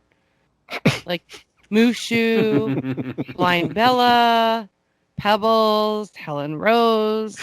And she's got Florida chunks that are down there having babies. So Matthew Schultz. Sorry, Matthew Schultz. Your next Photoshop assignment: a flight attendant catering to a bunch of cats in the first class section with Purina and whatever kitten treats and shit. Wet food. It'd be funny if you could work Howard into those cats. Like he's one of them getting taken couple care of. Cat toys, danglers. Yeah. And Beth passed out in the aisle. That should work. Love it. Love it. Number 5, beef beat down in absentia. Please. You know what? And I see people I know on these walks, and they're not wearing masks. And then I'm they want to wearing stop one. and talk? And then they start lecturing me. Howard, you don't need to wear a mask. I'm like, yes, I do. I read in the newspaper. But then my wife listens to them, and then she feels silly, and then she doesn't wear the mask. I know. I'm going to be dead soon. Goodbye. Look. One can hope. Bye. Yeah, please. Look, Take more walks. you guys... Tom Morello will slide right in there, and no one will miss a fucking beat. He's got to stop with the being susceptible to peer pressure. Yeah, do what you know to be right. Excuse me. Don't lump me in with that. What are you talking about? You mean her. You're afraid to say it. You guys. I'm yelling at you. Yeah. So I'm walking around with a mask, and my wife, who I live with, is not wearing the mask. This is great. And I go, well, what good is this mask doing me if you're, Okay, fuck you, Beth. We're getting in there. Exactly. Yeah, exactly. Number 6, Wig lies about the books he reads. And I don't think he's read a book since, I don't know, an Interview with the Vampire, maybe. And that's because he so badly wanted to fuck he wanted to fuck Brad Pitt as Antonio Banderas in that film. There's no question. Because that's the look he was going for. He was going for Armand. For a vampire. Yeah, He exactly. Succeeded. Yeah. I definitely have a reading issue. Although I am reading, Seth Rogen wrote a book. I got the advanced copy because he's going to come on and promote it, but it's really good. Yeah. Yeah, I love it. I love it. I'm not just saying it because he's coming in. Otherwise, I just keep quiet and say, "Oh yeah, I didn't get a chance to read the book." It's really good. What a bullshit artist. Mm-hmm. Jesus, that's the worst thing. I mean, my God. So anybody looking to plug shit, it can be counted on that your host is going to be fully informed of whatever you're trying to shill. Number 7, building a case. Get high and then go have a Slurpee. Well, you know yeah, Slurpees. that sounds reasonable from 7-Eleven, yeah. Yeah, and Slurpees are like all sugar water. It's basically frozen sugar water. And he says, ever since high school, I have a Slurpee like every single day.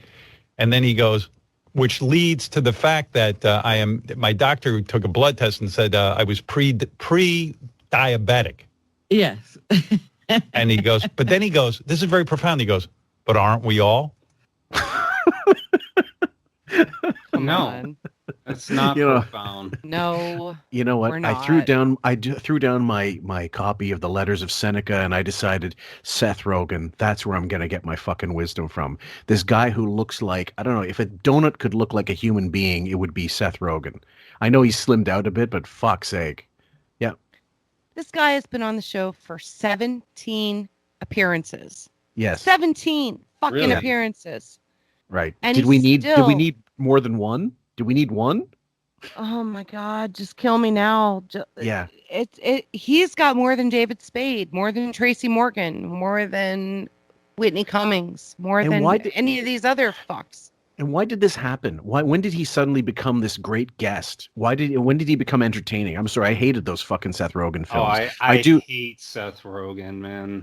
Him and Judd Apatow is another one I can't fucking stand. Even though I do like his interview books on comedians that he released, but I hate his films. I know they had a place in time, but when did these guys suddenly become anything other than let's kick back and try to get into Hollywood through them? Raven? Well, Wiggy seems to like creeps, and Seth Rogen hangs out with James Franco, who is a huge creep. So maybe he just wants to be connected with more creeps. I'm not sure. I suppose. I mean, and as far as I know, that Seth Rogen kind of trying to distance himself from James Franco and not sticking up for him or saying, I can't work with him anymore. That's as much of an indictment as any actual indictment. Yep. He brought him up on the show. Yep. He asked him, how is it hanging out with friends who have been put through the ringer in the media because of things they've said or done? And sure, basically Wiggy was trying to relate, because of Matt Lauer and Louis C.K. and Harvey Weinstein and all the other fuckers that he's hung out with that have been Letterman, that have been proved to be pervs. Yep. So I think it's just, perv knows perv.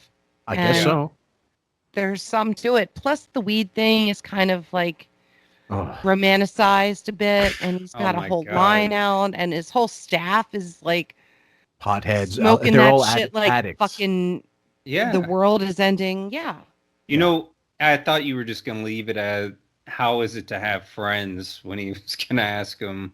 But yeah, I think like Seth Rogen, he just seems to be this guy that just promotes degeneracy. Yeah. Like I at the risk of sounding like an old man, like he just kind of promotes shittiness, and he portrays like the marijuana lifestyle as something that it isn't. Like they're showing you these one images like it's this way, but it just isn't that way. Like I have a lot of friends that still use it chronically, and they're not doing great. Like it's. You can get a dependency on it, and it supersedes the need to do anything. You're going to be about as productive as two fucking dead wildebeests in the road. Dude, I mean, it's not even... They call marijuana dependency like that's the like way of getting around of calling it an addiction. It's an addiction. Yes, absolutely. Like it is. I have friends that they straight up cannot get off of it. Period. Yes, they same. cannot stop. So I don't want to go down that road, but it's just I feel like Seth Rogen's just this guy like Howard that just promoted this just degeneracy, this just shittiness that's permeating more and more. Like, I just think he's a connected guy, and whatever the ends are that whoever's pushing it, I mean, we lobbyists are very strong. It's not being acknowledged by a lot of the media, but yeah, I don't like Seth Rogen. It makes a lot of sense that he has his platform on Howard Stern to me. Yeah, honestly. The whole thing about the weed argument is very difficult to attack because I know people that it helps and I know people that it hurts. Yep. I know people that extremes. use it for a number of reasons, whether it's pain management, sleep, social anxiety, whatever. But it's a matter of how you use it and how much you're using and how you incorporate it. I don't want to go down that road. All I'm saying is I'm open to ideas on it, but the fact that Seth Rogen is on here promoting it, and I think there's a whole nother agenda going on. Yeah, for sure. I agree with that. And again, I don't want to come off, my whole thing, my stance on it. I think anybody should be able to use whatever they want. I drink, I do all, I know it's not good for me. But the problem I have with some of these guys, Seth Rogen, Joe Rogan, is they promote marijuana like it has no side effects, like it has no long-term consequences. When I drink, I don't think it's making me healthy. The problem that I find with a lot of the modern marijuana narrative is that it's making you healthy and it's making you better. Like, as long as there are consequences to what you're using, and this isn't something that you should be using on a daily basis, and this really does, like, if that's promoted, I have no problem with marijuana. The problem that I have with what's going on with people like Seth Rogen is, hey man, you can use this every day. It just kind of makes you dumb for a little bit. Like, no, that's not what happens. Like, people that I know that use it frequently, like they are not doing well in life. Like they're underachieving on a massive level, and they're very depressed. And like when you say using it, you're talking overusing it, abusing it, essentially. Yeah. I'm talking about not guys casual like, users. Yeah, I'm talking about the everyday.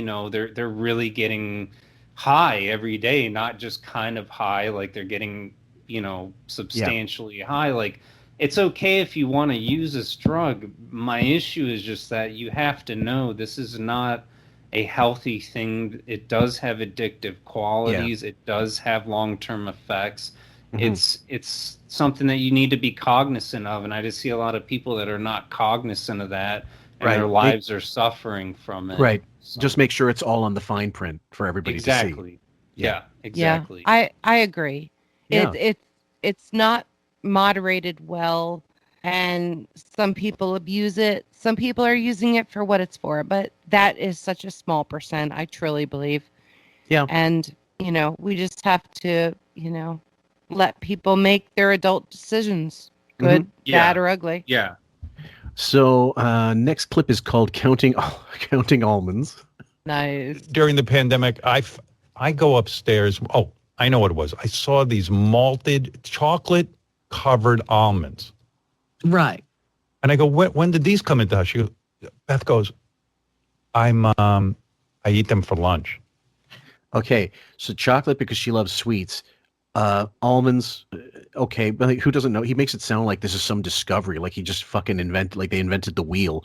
Okay, she needs to get something that's non-food and sweet, and it would that recent picture I just posted for the what's it called? Count Your Lucky Charms, and that open mouth fucking gap smile. You could see there's more cavities in there than actual teeth. And it explains a lot, knowing what her diet is like now. Just unbelievable shit. I go, you have Lucky Charms with Frosted Flakes for breakfast. And you have chalk? She goes, yeah, I have like about 10 or 20 of them, and that's the most I have. That's her meal. I said, but when do you have any food? That is not food. Just fucking lighting his wife up on air. Oh, what yeah. A good guy. This must have burned his ass so much when he found her stash, and we're about to get into that. Sure. It just like she had a magical drawer, as he calls it, not drawer or drawer. Yes. Drawer. Yes. Of jelly beans, gummy bears. Yeah, she was admitting to getting secret stashes from Amazon and putting them in a drawer. And they had an ant infestation a month ago. Go figure. Exactly. You think in her utility belt she has like Fun Dip and taffy, and she's got gobstoppers and nerds and fucking whatever else, like anything that's created by Cadbury. Well, for sure, for sure, if she's hiding it, she has some kind of problem with it. Big time. Or someone has some kind of problem with it, because you don't hide stuff like that. I mean, he's probably watching over her, as I'm sure he is, as all NPD people do. The model diet, man, nothing but empty calories, because if you actually eat like carbs, you might develop, a millimeter of, sorry, I didn't mean to go metric on you guys, a small amount of flab somewhere on your body. Can't have that. And I'm walking into her like a side area where she feeds the cats, and she quickly shuts a drawer. I go, wait a second, what's in that drawer? She goes, I'm not showing you. I go, she opens up the drawer. I'm talking about a big drawer filled with gummy bears and jelly bellies, like those gummy bear worms. Yeah, the worms and the fish and the. She had Okay, so clearly a sugar addiction anyway. Like and loads of people have sweet tooth. I mean, that's normal. I wouldn't have a problem with that. But, it's never a secret stash of fucking, veal parmesan or a secret stash of actual food. It's just, goodies, right? Well, yeah, we talked about this, I think, in the last episode that I did. Sweet flavors and sugar pacifies the central nervous system. Mm-hmm. So people that have high alert and high strung nervous system, aka people that live with someone with NPD, they gravitate towards sugar because it'll pacify the nervous system temporarily, and it'll give you a little bit of dopamine, which is why it's addictive. So when you're talking about stuff like veal parmesan or things that are heavy fat, that's not going to pacify the central nervous system the same way that something that's high sugar will. Good old Ginny Sack. But I'm talking about thousands of packets of this shit. You know what I mean? Like insane.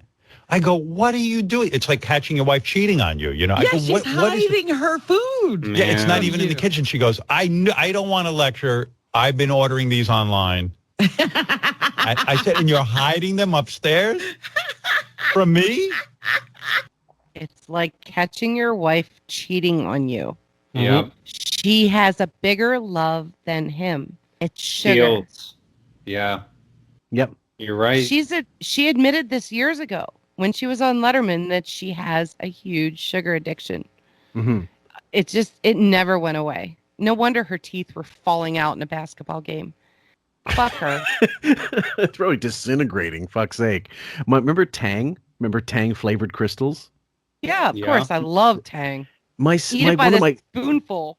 My younger cousin, she drank so much fucking Tang that her baby teeth, like her kids' teeth, looked like little slivers, like almost like she sharpened them with a fucking black crayon, and they were they were just literally melted by the fucking Tang.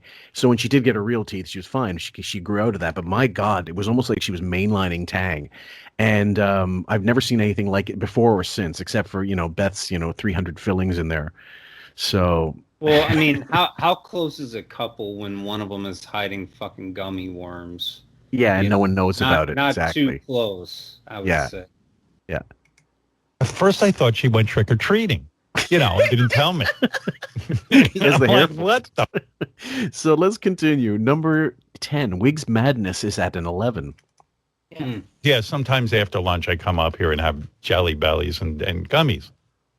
After lunch of almonds, chocolate-covered almonds. Chocolate-covered, yeah, right, like a snack. And I'm like getting more and more angry because I'm like, how is this woman alive? Like Dr. Agus gives me a blood test once a year. And like if I eat bread, he goes, that turns to sugar in your body and your sugar level is up. I'm like, a piece of bread? Like, yeah. We talked about this. This is old ground, guys, but I mean, you can't be that age and not know what the fuck you're putting in your body, whether it's good or bad. You should be fully aware of exactly what's going in. Notice he calls on Dr. Agus on this, and then Beefus calls on Dr. Agus when they're in the middle of the fight. That comes up in the next following clips. Mm-hmm. Yeah. I go, I like to eat a bagel for lunch. No, don't eat any bagel. She's eating fucking a bagel. I eat lettuce and my sugar levels go up. So I said, this is ridiculous. But anyway, a couple of weeks ago, I had a blood test. I said to Beth, you should get your blood test too. She's like, no, I don't need that. I go, yes, you do. You're eating all this sugar. I'm telling you. Even whatever weight she's at, she could very well be, pre-diabetic levels. Absolutely. Yeah. Absolutely. Especially if you start getting into what's referred to as sympathetic dominance, where, our nervous systems have a sympathetic and parasympathetic system. When you start getting into a sympathetic dominance, you have chronic adrenaline. Adrenaline raises blood sugar through the roof. Big time. I mean, absolutely. Because I don't need that. So I get my blood test back. And then she goes, and from eating a bagel, my sugar level was up. I go, she goes, you're kidding me. So they had to give me another test like 2 weeks later. So she decided to get a blood test. And they... stutter, so pause. This was unbelievable. Yeah. So it comes back, and Agus calls. Okay, Agus, tell us the good news. Is she pregnant? And he goes, you're pre-diabetic. Pre. I don't know what the numbers, I can't remember if the numbers mean the same in North America as they do in Asia, because my wife had that as well. She actually got listed as diabetic, but it's not diabetic yet where she needs insulin, or type 2 where she needs the pills. It's just one of those things where it's still early enough and low enough so that she can affect it through diet. And if that happens and through whatever and losing weight, then it's not a problem. And I'm close to it myself. If I'm not, generally I'm pretty good, but I'm not even at, I'm pre as well. It means on the cusp basically. And pre means almost on the cusp as far as I know. Most people are pre-diabetic in 2021. I mean, you're looking at probably on the scale about a 90, where when you start getting into 100, you're considered pre-diabetic. Over 120, you're starting to really get into it. Then over, 200, 300, you're definitely in a diabetic state. But anytime I see someone in a pre-diabetic state, that's notable. It's because their central nervous system is just way over whack. Not to say that her diet, it's not good. She has no nutrition. When you have a deficiency in minerals alone, your insulin sensitivity goes down dramatically. So. Well, we're going to continue the whole assault. This one is called Scared Straight Ambush. Great fucking documentary, by the way. If you haven't seen it, guys, take you right way back into the murky waters of prison. He's miserable like me. Mission accomplished. So great. She's eating with you. Yeah. Unless she's hiding it from me, I don't know. But because I remember 100 years ago on Michael Dukakis. Okay, so and he was going to reference Kitty Dukakis drinking like Lysol. Michael Dukakis' wife, who was a severe alcoholic, she'd be drinking, paint thin or whatever the fuck it was because she was that addicted. Right. And if they had a control on the booze, she had to find it somewhere, Aqua Velva, whatever the fuck. Number 12, Wig is always right.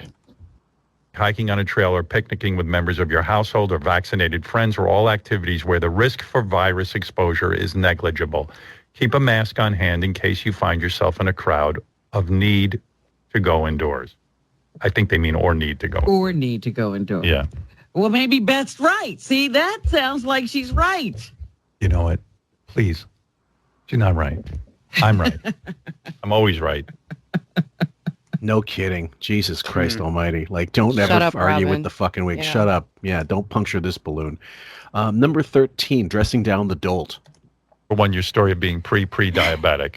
By the way, I was just talking with my girlfriend, and she's also. Aren't we all pre-diabetic? That was the Seth Rogen line in his book. Yeah. But Hi. are you It secret? is so nice out. Is it? Well, let me ask you something. Yeah. Did you wear your mask? Let's talk about anything else. Go ahead, Raven. Watch how she tries to distract him and Yep. derail him. Yep. Everything she says has nothing to do with what he is saying. Correct. Mask outside when you I did. When I'm not walking with you Right, but and with a girlfriend, we both have our masks on and we're walking outside. why when you walk with me? Here's what the New York Times article is saying. It's saying you got to do 2 out of the 3. Okay. When you're outside, you got to be 6 feet apart from other people besides us, which we're not. Right. Okay. Yeah, usually they're about, I don't know, 2 different houses away from each other. Probably. Yeah. So they say, and you got to wear a mask. And what was the third thing, Robin? It was outside, 6 feet apart, mask. You've got to do 2 of the 3 things. Yeah. You either got to be outside, which, okay, I'm doing 2 out of the 3. That's one. Outside, wear a mask, which I do.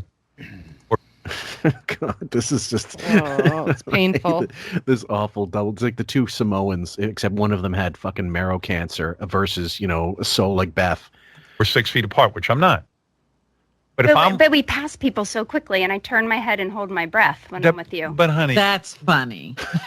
yeah, I mean, Thank you, Robin. I don't. Jesus Christ. More devaluing. Yeah, totally. Number 14, Beefus Bully Beatdown. Heavy on the bees. Something these people are closer than 6 You're the only one that's breathing on me.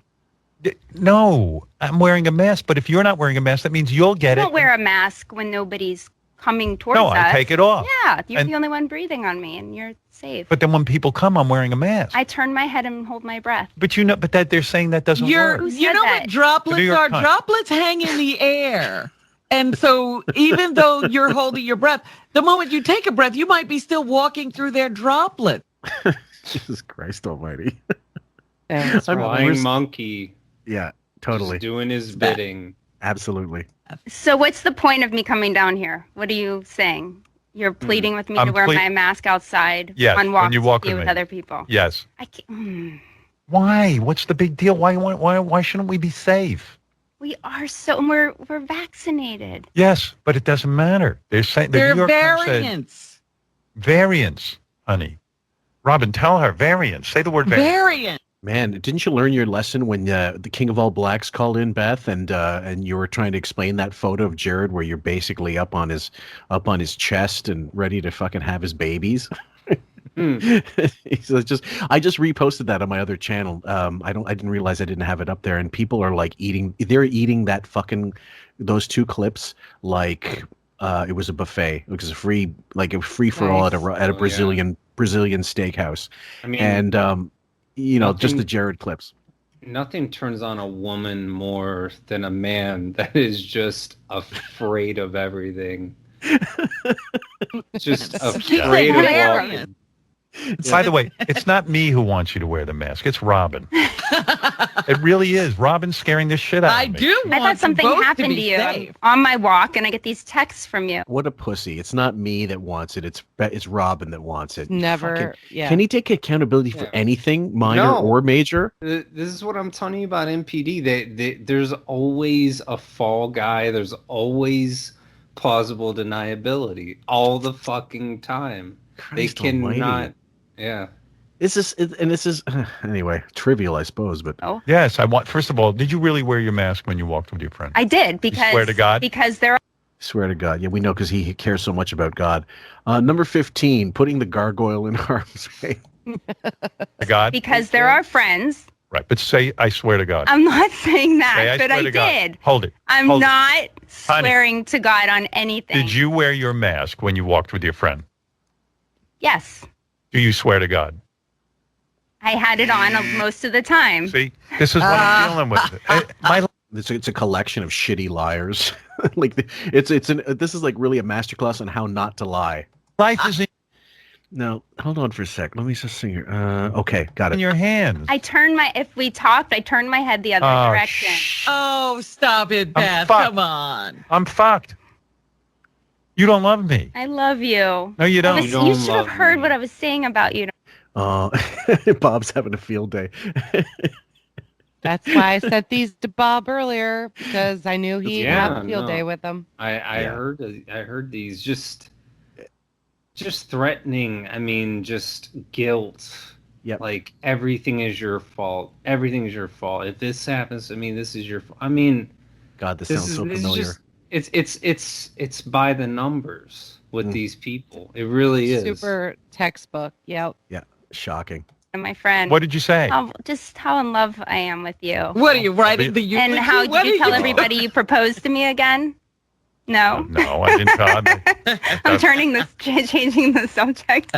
I did propose again. He did. I did. I was just saying. I propose you sign another contract for bearding from now until at the end of COVID. I can be free to let my transactional. I mean, it's just meaningless. It doesn't mean anything. Nope. How quarantine was so great for us, and we're just so in love. And I know, but why end the party? I care about you so much. But are you convinced, Bob? See, that sounded real to me. I mean, no, I'm not convinced. What was the one line? I think we all laughed instinctively just out of when she goes, "Well, we're together." Yeah. I mean, which is what all loving couples say to each other, at least once a week. I'll die if I get COVID. You know that.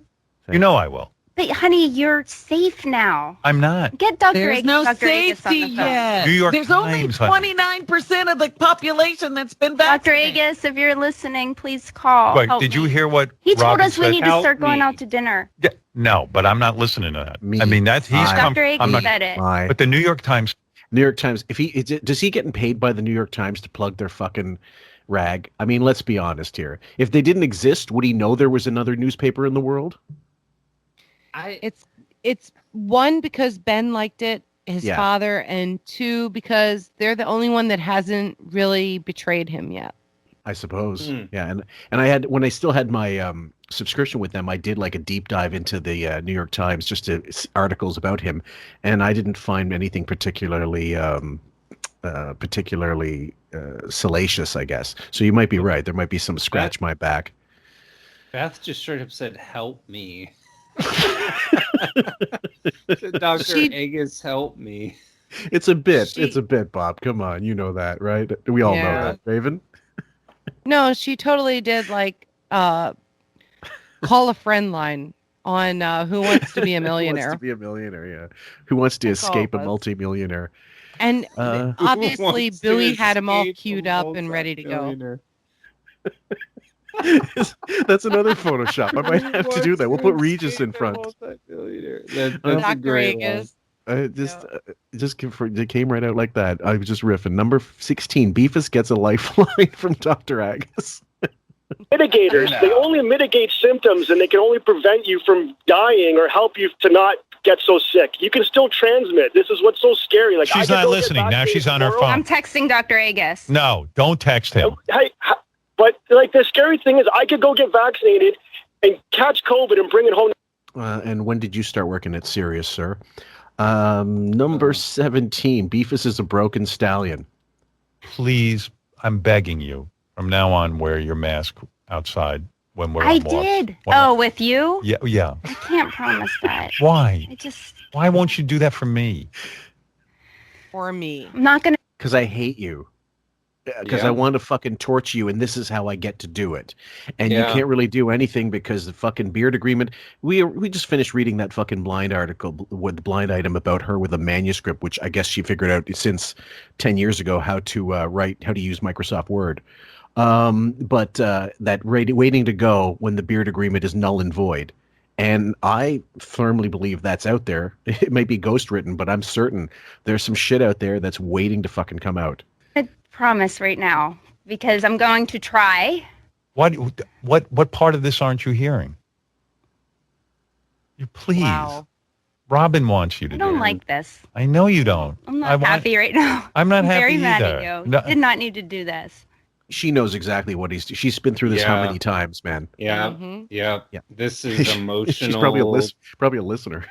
This is just emotional blackmail, just NPD, humiliation. I mean, she knew what was going on for sure before she even got on here. Yep. She's using it as a public forum to beg for help. Yes. For people to realize what exactly she's going through. She has no other outlet.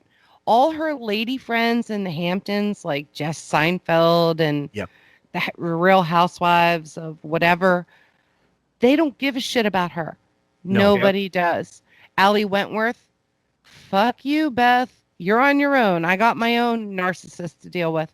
Yeah. So I got my own beard assignment. I can't help you on yours. yeah. You know, it's like you're on your own. And you know what, Beth? We're here for you, but we don't really give a shit because you signed on for this. You're right. Fuck You're right. you. It's amazing. She's really such an unsympathetic character in the whole play that's going on here. And you're right. And you're also right, Bob, that she's absolutely begging for help. This is not a bit. Like what you're listening to now is not something that he's come up for. Oh, this is going to be entertaining, or this is going to be funny, or this is going to be, truthful in any way that, that people would normally talk to each other. This is, he wants to shame her using the crowbarring her onto the show, using the show as a means to fucking beat her over the head. She's using the show as like SOS, help, help, help. Yeah. But she's not saying it in a way that would, she's not saying it in any other, it's not couched in any kind of nuance or sarcasm or anything. No, it's very flat, plainly said. Raven? Yeah. Well, Dr. Agus does eventually call in, spoiler alert. Yep. And when he does, he says, well, I'm glad I could be your marriage counselor. Even he sees through what's happening. Totally. I love you. I know. That was I don't want the nice. party to end. Please. What fucking party? Beth from the future. What kind of party is this? Didn't he have a New Year's party where he had a magician and then he had them all leave by midnight and it was a New Year's Eve party? Oh my God, I'd rather be in Human Centipede than this drama. Yeah. Fucking hell. Fucking news party. Exactly. Number 18, Beef from the Future. I'm so sorry. I should have listened. Oh no. Did you die? I died. I died in the future. Did I die? All I had to do was wear a mask. Beth from the past. Can you hear me? This is completely fucked up. He had this pre-planned. Yeah. This wasn't something he decided, I'm going to text someone to come up with this bit, because we all know there's nothing out on this show that's spontaneous anymore, except if it comes out in the form of sincerity because someone's just fed up with him. So he had this planned to fuck with her completely. Raven. Yeah. He'd have to pre-approve all this. Yes. There's no way he's going to let people go on and say anything about him or his wife without it being pre-approved. Mm-hmm. Bob? Yeah. All skip. This is just some evil shit. It is. I mean, this is straight guilt. This is a straight up attack. This is just fucking evil. Right. Evil. And Evilness. it's not necessary for us to sympathize with her to understand that it's evil. Yeah, no, not at all. Yeah. See? Beth from the future is telling you to wear a mask. I do wear masks. Went to visit. I saw my Yeah, but parents and I wore a mask the whole time I was with my parents. You're intermittent, though, with it. That's what I'm saying. I'm just scared. That's all. What else is I new? feel we have been so good. If we get lax and I die, You're not going anywhere. I'm going to be pissed. Please isolate that one. You're not going into it. Sorry, my river, because I turned a certain way. Hold on. I was laughing and then I turned, and that's old age, I suppose, guys. But my laughs are killing me. 252 edit. You're not going. I'm just writing it. You're not going anywhere. I've looked into it. She might as well have said I've looked into it right after. I love this fucking show. Oh my God. Like, Bob, we've put this together with We're Together. And you put in all the Beth shit where she's just said it sort of sotto voce, and it's a symphony of fucking disdain. Oh, when him and Beth come together, it's just my job does itself. Like I don't even think you need me on these NPD episodes. I mean, like anyone can hear it. It's fucking insanity. Like, you think it's like asking Bobby Flay to help with Jell-O? I just love you. Can we play that part? Can we play that one little bit, just a little bit again? Yeah, absolutely. Okay. I feel we have been so good. If we get lax and I die, You're not going anywhere. I'm going to be pissed. I'm gonna stuff you, keep you in the bed with me. Yeah. You're not going anywhere ever. Yeah, you'll be remarried in 6 weeks. You think so? Yeah. Don't get remarried. Why would he? I didn't want to get married to begin with. Hold on. Like, why would he even say that? That's just such a shitty fucking thing to say. That's such a devaluing thing to say. Like, you don't even care about this. You'd be remarried in 6 weeks. Like, why would you say that to your wife? I mean, honestly. Well, outside of the obvious stuff, but like if my girlfriend was like, "Hey man, when you die, I just can't deal with it." And if I was like, you'll be married in 6 weeks, like, I'm just shitting on everything that she said. I'm just completely devaluing her as a person, her character. Like, someone that remarries in a couple weeks is not a virtuous person, you know? It's just, I'm amazed that this is all out in the open, I guess. I'll quit talking. It's not as if she wouldn't be like spread eagle 5 seconds into a massage somewhere in some parlor. She would. I mean, no, we all know it. Like, there's definitely that element, but just to say that to someone is just such a fucking shitty thing. I don't know. I so get amazed by him, even now with my low opinion of him. Raven. I have one word. It's called dickweed. And that's a colloquial thing we say around here. Like, you're such a fucking dickweed. When you do shit that you know is going to cause a reaction and you're being a total asshole, you're a fucking dickweed. And that's all I have to say for him. He is preposterous in the things he says, and he thinks he can get away with. Yeah. It's just I got no words. I'm just But he's also counting on sycophants to say this is a bit. This is a joke. Like, this is entertainment. But who's getting entertained by this? But exactly. Except when we're laughing at the fucking inanity of it all, and the obvious dysfunction. Exactly. Like, this is why his audience hates him. This is why we have a following. This is why, because he tells us this one thing, and then we hear something not even 5 minutes later that completely contradicts what he just said. So, like, the internet just caught up to Howard. Like, everybody just, like, all of us were we kept getting pitched this thing. Oh, I guess we'll buy it. I guess we'll buy it. And then it's like he just pitches something else. And, like, eventually someone's going to be like, dude, you just talked about how much you loved your wife, and not even 2 minutes later you said that she'd be cheating on your corpse an hour later. Like, that's not a strong relationship. I mean, you don't need a Keith Abelow to fucking figure that out. I mean, it'd be horseshoes in the air and fucking delivery boys coming over constantly, like giving her the fucking high horseshoes in the air. Sorry, what you want me to say? World needs me. Guys, it's another delivery to Secretariat. You were my man. I know. We met right away. We knew. That's it. I was done. That's forever. it. Yeah, I'm the guy. Together forever. That's it. Right, Robin? That's right. Robin, That's why I want you. Raven, is this a better or worse acting job than the soap opera when she goes, "You ever have the urge to spill something on somebody? It's uncontrollable." Yes, this Robin is slightly like 1/1000th better than Beef in her acting, but sure, it's still just a whole show of awfulness. And Calling God help Howard us for a listening. man, calling Howard a man, you can get away with that. I applaud you. This is not a man. This Throw is away the your- furthest fucking Exactly. thing from a man that there is on this planet.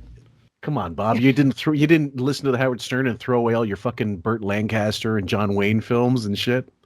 No, I didn't hide in a limo when someone screamed my name. You both to live, so be cautious. Yeah. And I don't want either of you sick. This next clip is called "Beef Acquiesces to No Sugar and Wearing Masks." In the wrong for being outside with Howard, and there are passersby not 6 feet from us. That's a danger, is what you're saying. Yes. Yeah. Okay. All right. Rob, you can thank Robin for this. Thank but I you. now commit to wearing a mask while walking outside with you. You know when I Thank you. declare something, it sticks. I love you. Right, like I cheated on every boyfriend before Howard. Yeah, my Nice. cheating days are over once I met him. Yeah, What do you mean? you submitted to me. I love you. Exactly. Nothing. Oh, I love Bob's delivery. I do. It's the closest thing we're gonna have to have. That is what he just Eugene Levy said. on the show. That is what he just said. It's exactly right. For saying that. Thank you. Please. I cut out sugar. I could start wearing a mask. Did you really cut out sugar? I mean, I ate peanut butter this Right. morning, but that's not really cutting out sugar, but I cut out sweets. And Yeah. I cut out I told Lucky the Charms. story. Oh, you did? No more Lucky Charms? No. No, she. Fuck, she's got all the food groups: Hershey's, Yeah. Cadbury, fucking, what's the other one? Macintosh. Trying God to think of every- God Yeah. knows peanut butter is the zenith of fucking health. I mean, Oh. sugar and ground peanuts is. Oh God. Was eating. Very sad. This is what I'm telling you. Lucky Charms now makes Lucky Charms with what, honey? With Frosted Flakes. with Frosted Flakes. Wow. Delish. And then she would have like 11 to 20 chocolate covered almonds for lunch. 15. All right, 15. Then you would. Her dad must have had her in the fucking dentist chair like 24/7 with this kind of diet. Dr. Bob, the Dr. Bob Ostrowski, the oral surgeon, must have been like, "Clear my fucking schedule, Mrs. Wilson. I'm going to be busy with this one," and having that fucking those horse teeth, just kind of drilling like every massage boy is going to be drilling her after Howard dies, because. Anyway, I'm not going to keep going because we got a few more clips to get through, and we're going quite a long time, guys. But oh my fucking Lord, hearing that, my heart stopped thinking about Lucky Charms and Frosted Flakes together. Couldn't throw a few honeycombs in there. She knows all the new snacks. She knows all. She's like, oh man, they mix those motherfuckers with Lucky Charms. I mean, you could hear it in her voice. She's like, that shit is fucking crack. She's Like, doing lines. It's way better than fucking you. I mean, like. Oh yeah. She's doing lines of Oreos, crushed Oreo and shit. Absolutely. Okay, number 20, Beefus loses her stash as if on cue. Then she snuck gummies into the house. I would That's you. order them on Amazon. I have a drawer filled with gummy bears. I found the drawer in her closet.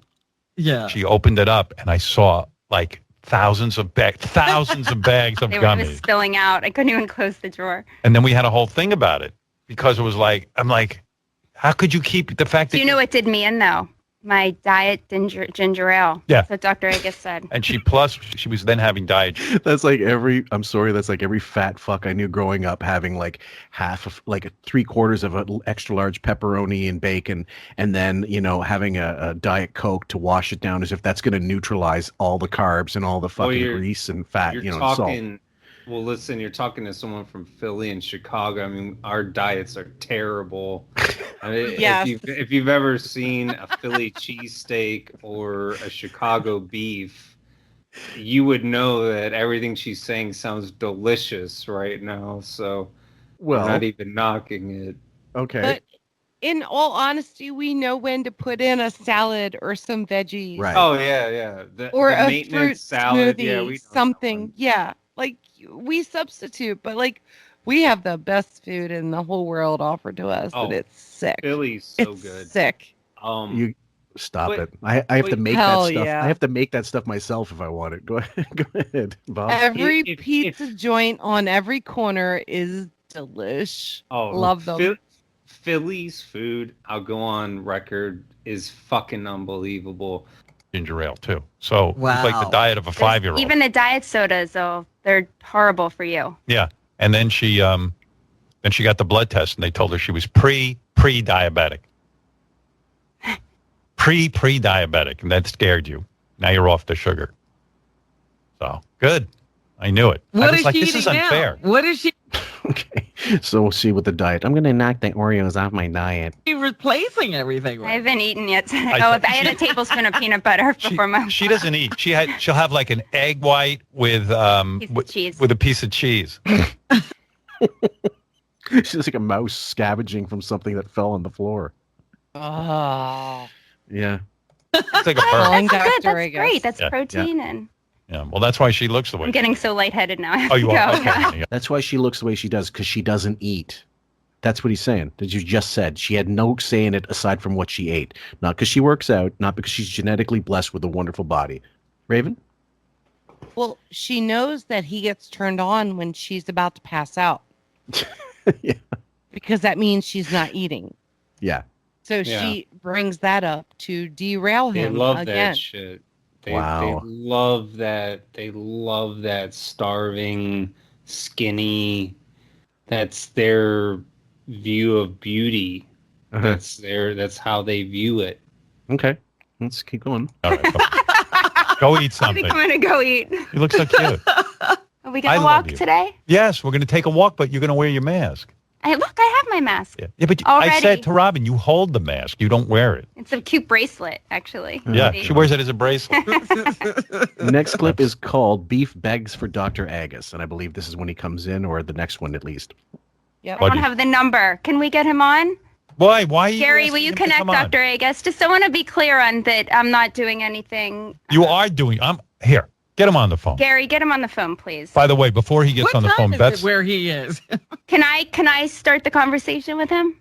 Will you grant me that? That's funny. She wants him on to basically call Wiggy out on bullshit, but she also doesn't want him to start the gaslighting before she can.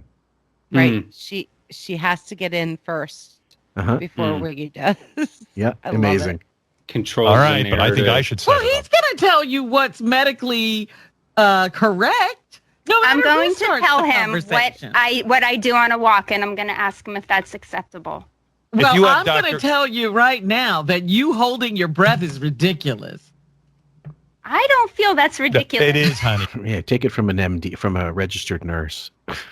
40 years ago. 40 years ago, exactly. I By can the hold way, my breath for a very long time. ask a doctor about that. By the way, we Do I can't. smell? We can't get Dr. Agus. Jesus Christ. Number 22, Dr. Agus, marriage counselor to the stars.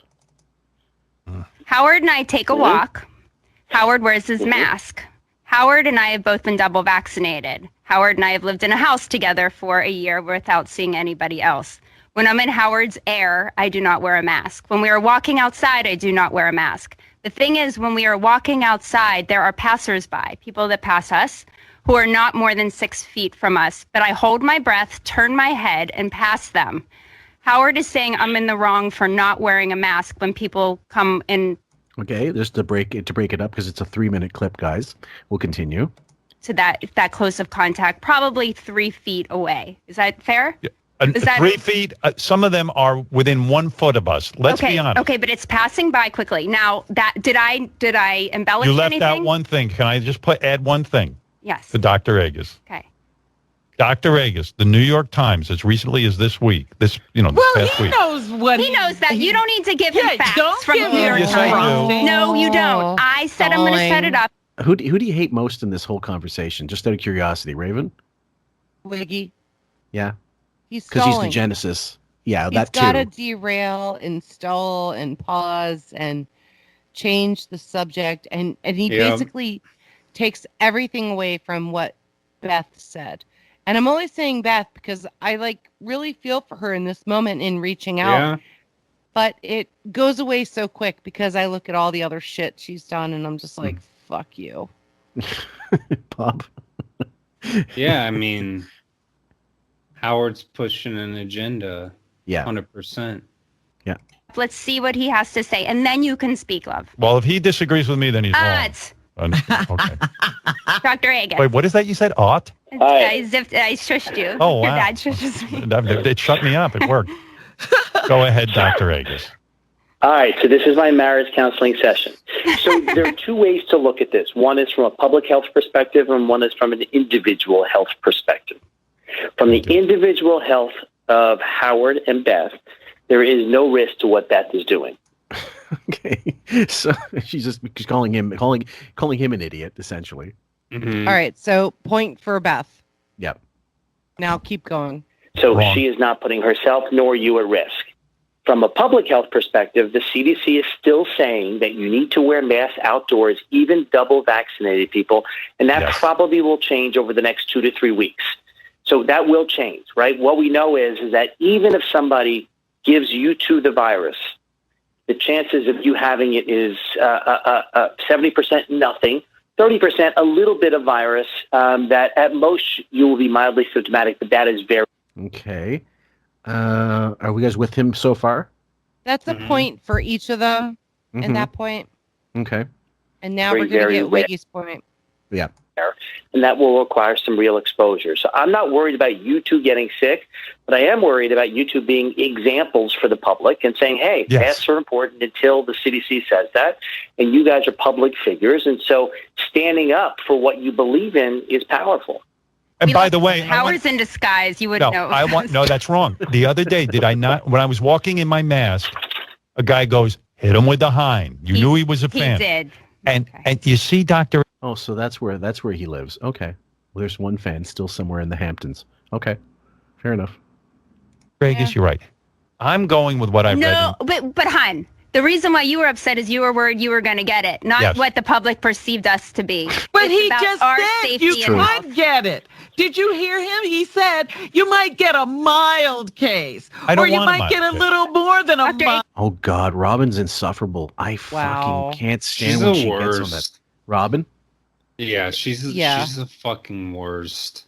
this parroting. Holy fuck. I hate her. That's getting it. So Dr. what Agus. I'm saying is that if you are walking and somebody transiently walks by you, the chance of getting it is near zero. But if there's an interaction, if they stop and say, hey, aren't you Howard Stern? And they keep interacting with you, there's a possibility there. So there's always that remote possibility. Of course, my fans are very, very anxious to see unlikely me. to get it out there. Yeah. But your fans love you. They want to But hug you. Dr. They Agus, wanna... Not all of them do. That's super likely that he's gonna get that. Hey, aren't you Howard Stern who works 2 days a week? I'm surprised you're out here right now. And amazingly enough, while we were going on with this, there's the next clip. Shut the fuck up, Robin. But See, tell we're her, kind of Dr. crowded, Agus, but that it her is holding crowded. her holding her breath is not a precaution. Is that a precaution, Dr. Agus? No, I don't think holding the breath is going to be a major safety. It's cute, but it's not necessarily going to help. Right. It's cute. If you're but it double does. vaxxed and you're walking outdoors, listen, if there, you can have... I know. Oh God. Okay, so there we go. Yep. Raven. They're constantly diminishing Beth, Mm-hmm. Yeah. devaluing her, even though she's trying her hardest to get back into society. She's scraping, she's crawling, she's fighting her hardest to go out and see people because she's so sick of this gargoyle. Yeah. Yeah. She's the Yeah. chick in the But- pit of the Silence of the Lambs, trying to, when she gets rubbing the lotion before it gets It the puts mask. the lotion on the body. I know. Yeah. Yeah. But for some reason, she keeps getting sucked back into this whole dilemma of Robin and Howard bashing her down. And even Dr. Yeah. Agus is like, oh, you're so cute, but that's not going to help you. That's so right. you need to wear a mask. Yeah. And it's Tough like, shit. what's the big fucking deal with the mask? I wear a mask everywhere I fucking go. And these people, I mean, just because you're vaccinated doesn't mean you're immune from other shit. Yeah. But if you want to live that way, that's fine. I'm not here to get into a political discussion. It's just, if they're going to be examples, why not be the best example you can be? Yeah, why this even fight is him Howard, on this? This is Howard who was tagging every girl when he got, when he got divorced. He was sleeping around and doing like, right. The mad terror. Dude. I mean, give me a fucking break. You're sleeping with all these women, not caring about it. Yeah. Supposedly. I mean, give me a fucking break. Yeah. So the next clip is called Double Vax, Double Date. Pay attention, Drew Barrymore. Listen, you can have, I know I've said this to Howard before, and he gives me groans. Beth and Howard, you can have a double vax couple over for dinner. It's totally safe now. You guys can do that. Don't say that. I don't want anyone over for dinner, so just let's go with no. Dr. Agus, I'm sorry to have bothered you. That's absolutely the truth. He doesn't want anybody over, and it's not because of fucking COVID. Oh, yeah. Right. 100%. Could you imagine that? You'd have to fucking, how do you get the cameras on, strap the wig down and make sure it's not going to come off in the middle of some dinner with people he doesn't even want to converse with? Next clip, number 25, is called Beth Succumbs to Succubus. Well, because he's Dr. Agus. No, and I'm Howard Stern, and you're Beth Stern. Well, and I want to be have a like deal. Dr. Agus is my hero. I want to be like him. Are you ready for this? Yeah. I will wear a mask on our walks until we are notified by Dr. Agus or the New York Times that it's okay to be unmasked. In 2 to 3 weeks, according to Dr. Agus. I love going that. to be revealed. Yes. And let me say, Dr. Agus. Yeah, know where your fucking bread's buttered, honey. Yep. Mm-hmm. So it's the New York Times that's going to tell them what to do, even though they're in Florida. Yep. Makes a lot of sense. Thank you. Mm-hmm. Number 26. I don't recall exactly, but I'm going to trust your judgment on this one. Vomit bags ready. Honey, pull your pants up. Hi. I love you. Are you coming? Yeah, I'm gonna get off the air in a minute. After 10. I know. I'm working way too hard. I love you. I love you. Made up now. Made up, and I'm gonna make it up to you. Now I understand. Jesus. We're gonna make up when I get upstairs. There's gonna be a spot. No, we're gonna take a walk. And don't shower. I'm thinking. Let me smell your armpit. Watch this. This gets me aroused. Come here. I'll tell you what. Yeah, because it reminds me of Ralph's asshole. Jesus. Yeah, musk. All right, bye, honey. Fuck, I just threw up in my mouth. Even if it wasn't Ralph, that's fucking weird, man. Yeah. Well, I guess, if you got a horse fetish, fuck it, whatever floats your boat. Number 27, English for 79s. It's a real short clip, guys. So and ask them about their side businesses? Yeah, do you guys have side business? Why don't? Side businesses. Where's the plural? Go ahead. Thank you for catching the grammar problem here with plurals, with articles. He's just a mess. Yeah. Big fucking hot mess. Okay, next one made me laugh. Just typing it out made me laugh. Ace Frehley. Yes, the spaceman, guys. The intent of calling it. You. Like, think about it. Do you really think Ace Frehley, let's say you did get the phone number. Oh, God. And you did call Ace Frehley. I want to hear here. Fuck's sake. I hate when he fucking mispronounces names that badly. And it's obvious. Like, he does it on purpose. He does. He does it to fucking devalue the person. Yeah, totally diminish them. And the last one is called Wig Disappointed George Didn't Drop Him a Note. Now, was this Takei or Stephanopoulos? Stephanopoulos. Okay, I figured. For the Jeopardy. You know what I saw? Yes, and he did guest hosting, right? Not yet. He will be. He's designated as one of the hosts, but he hasn't done it yet. Okay, fair enough. I saw they're going to now try George Stephanopoulos as the host of Jeopardy. They're going to give him a I didn't tryout. see that. And I was like kind of insulted, like George. I'm the guy who put it out there that George should be the host, and I thought maybe he would at least drop me a note and say thank you for my opportunity. Right? Is he going to do Wiggy the Kingmaker? Did Drew Carey drop you a note for Price is Right? He's going to actually do it. What's that? Like, everybody owes him all the time. Like, yeah. What? Anyways, yeah. Okay, Bob, this is a fake caller from the back office. Yeah. Mm-hmm. They're all fake callers. Up, yeah. Right. And so Wiggy made sure to put one of them on the job to announce that George Stephanopoulos was going to get a hosting job on Jeopardy and Wiggy should get credit.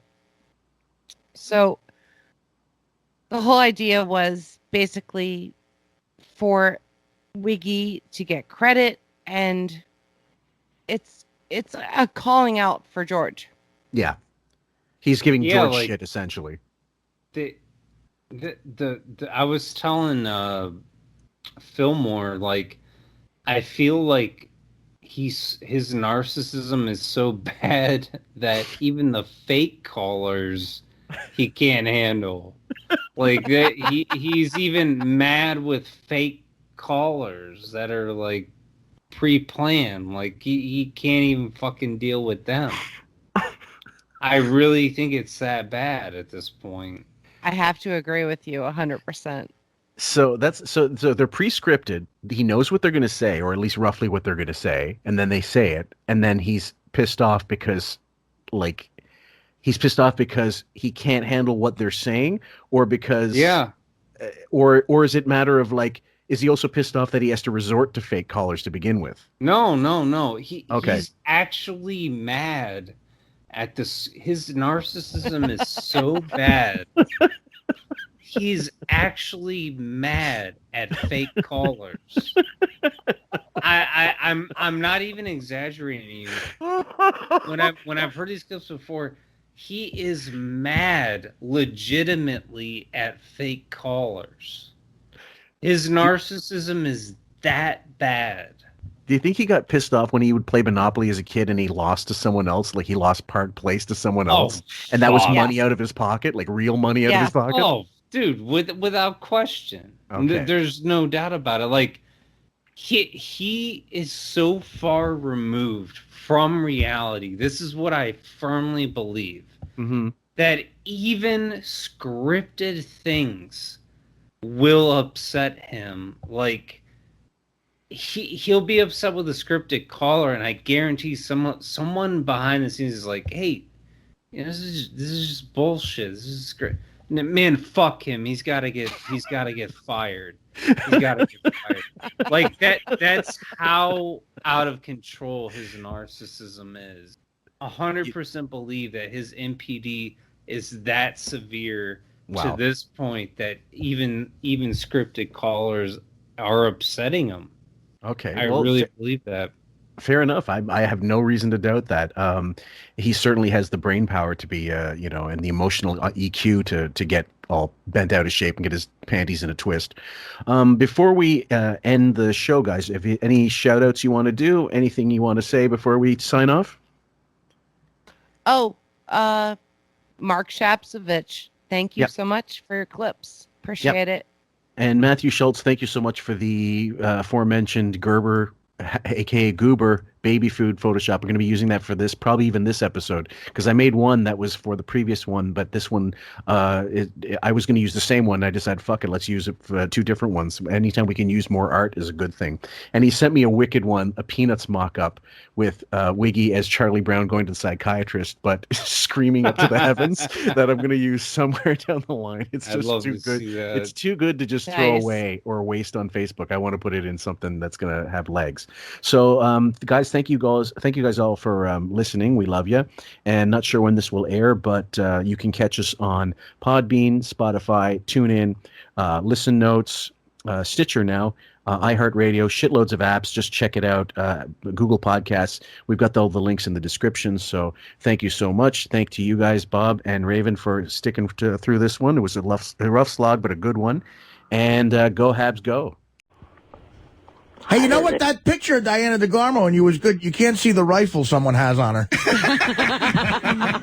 Yeah, whatever. They're out of the frame, huh? Good framing. right, Eric. We'll let the record note that you, in fact, are not stalking Diana DeGarmo. We got it.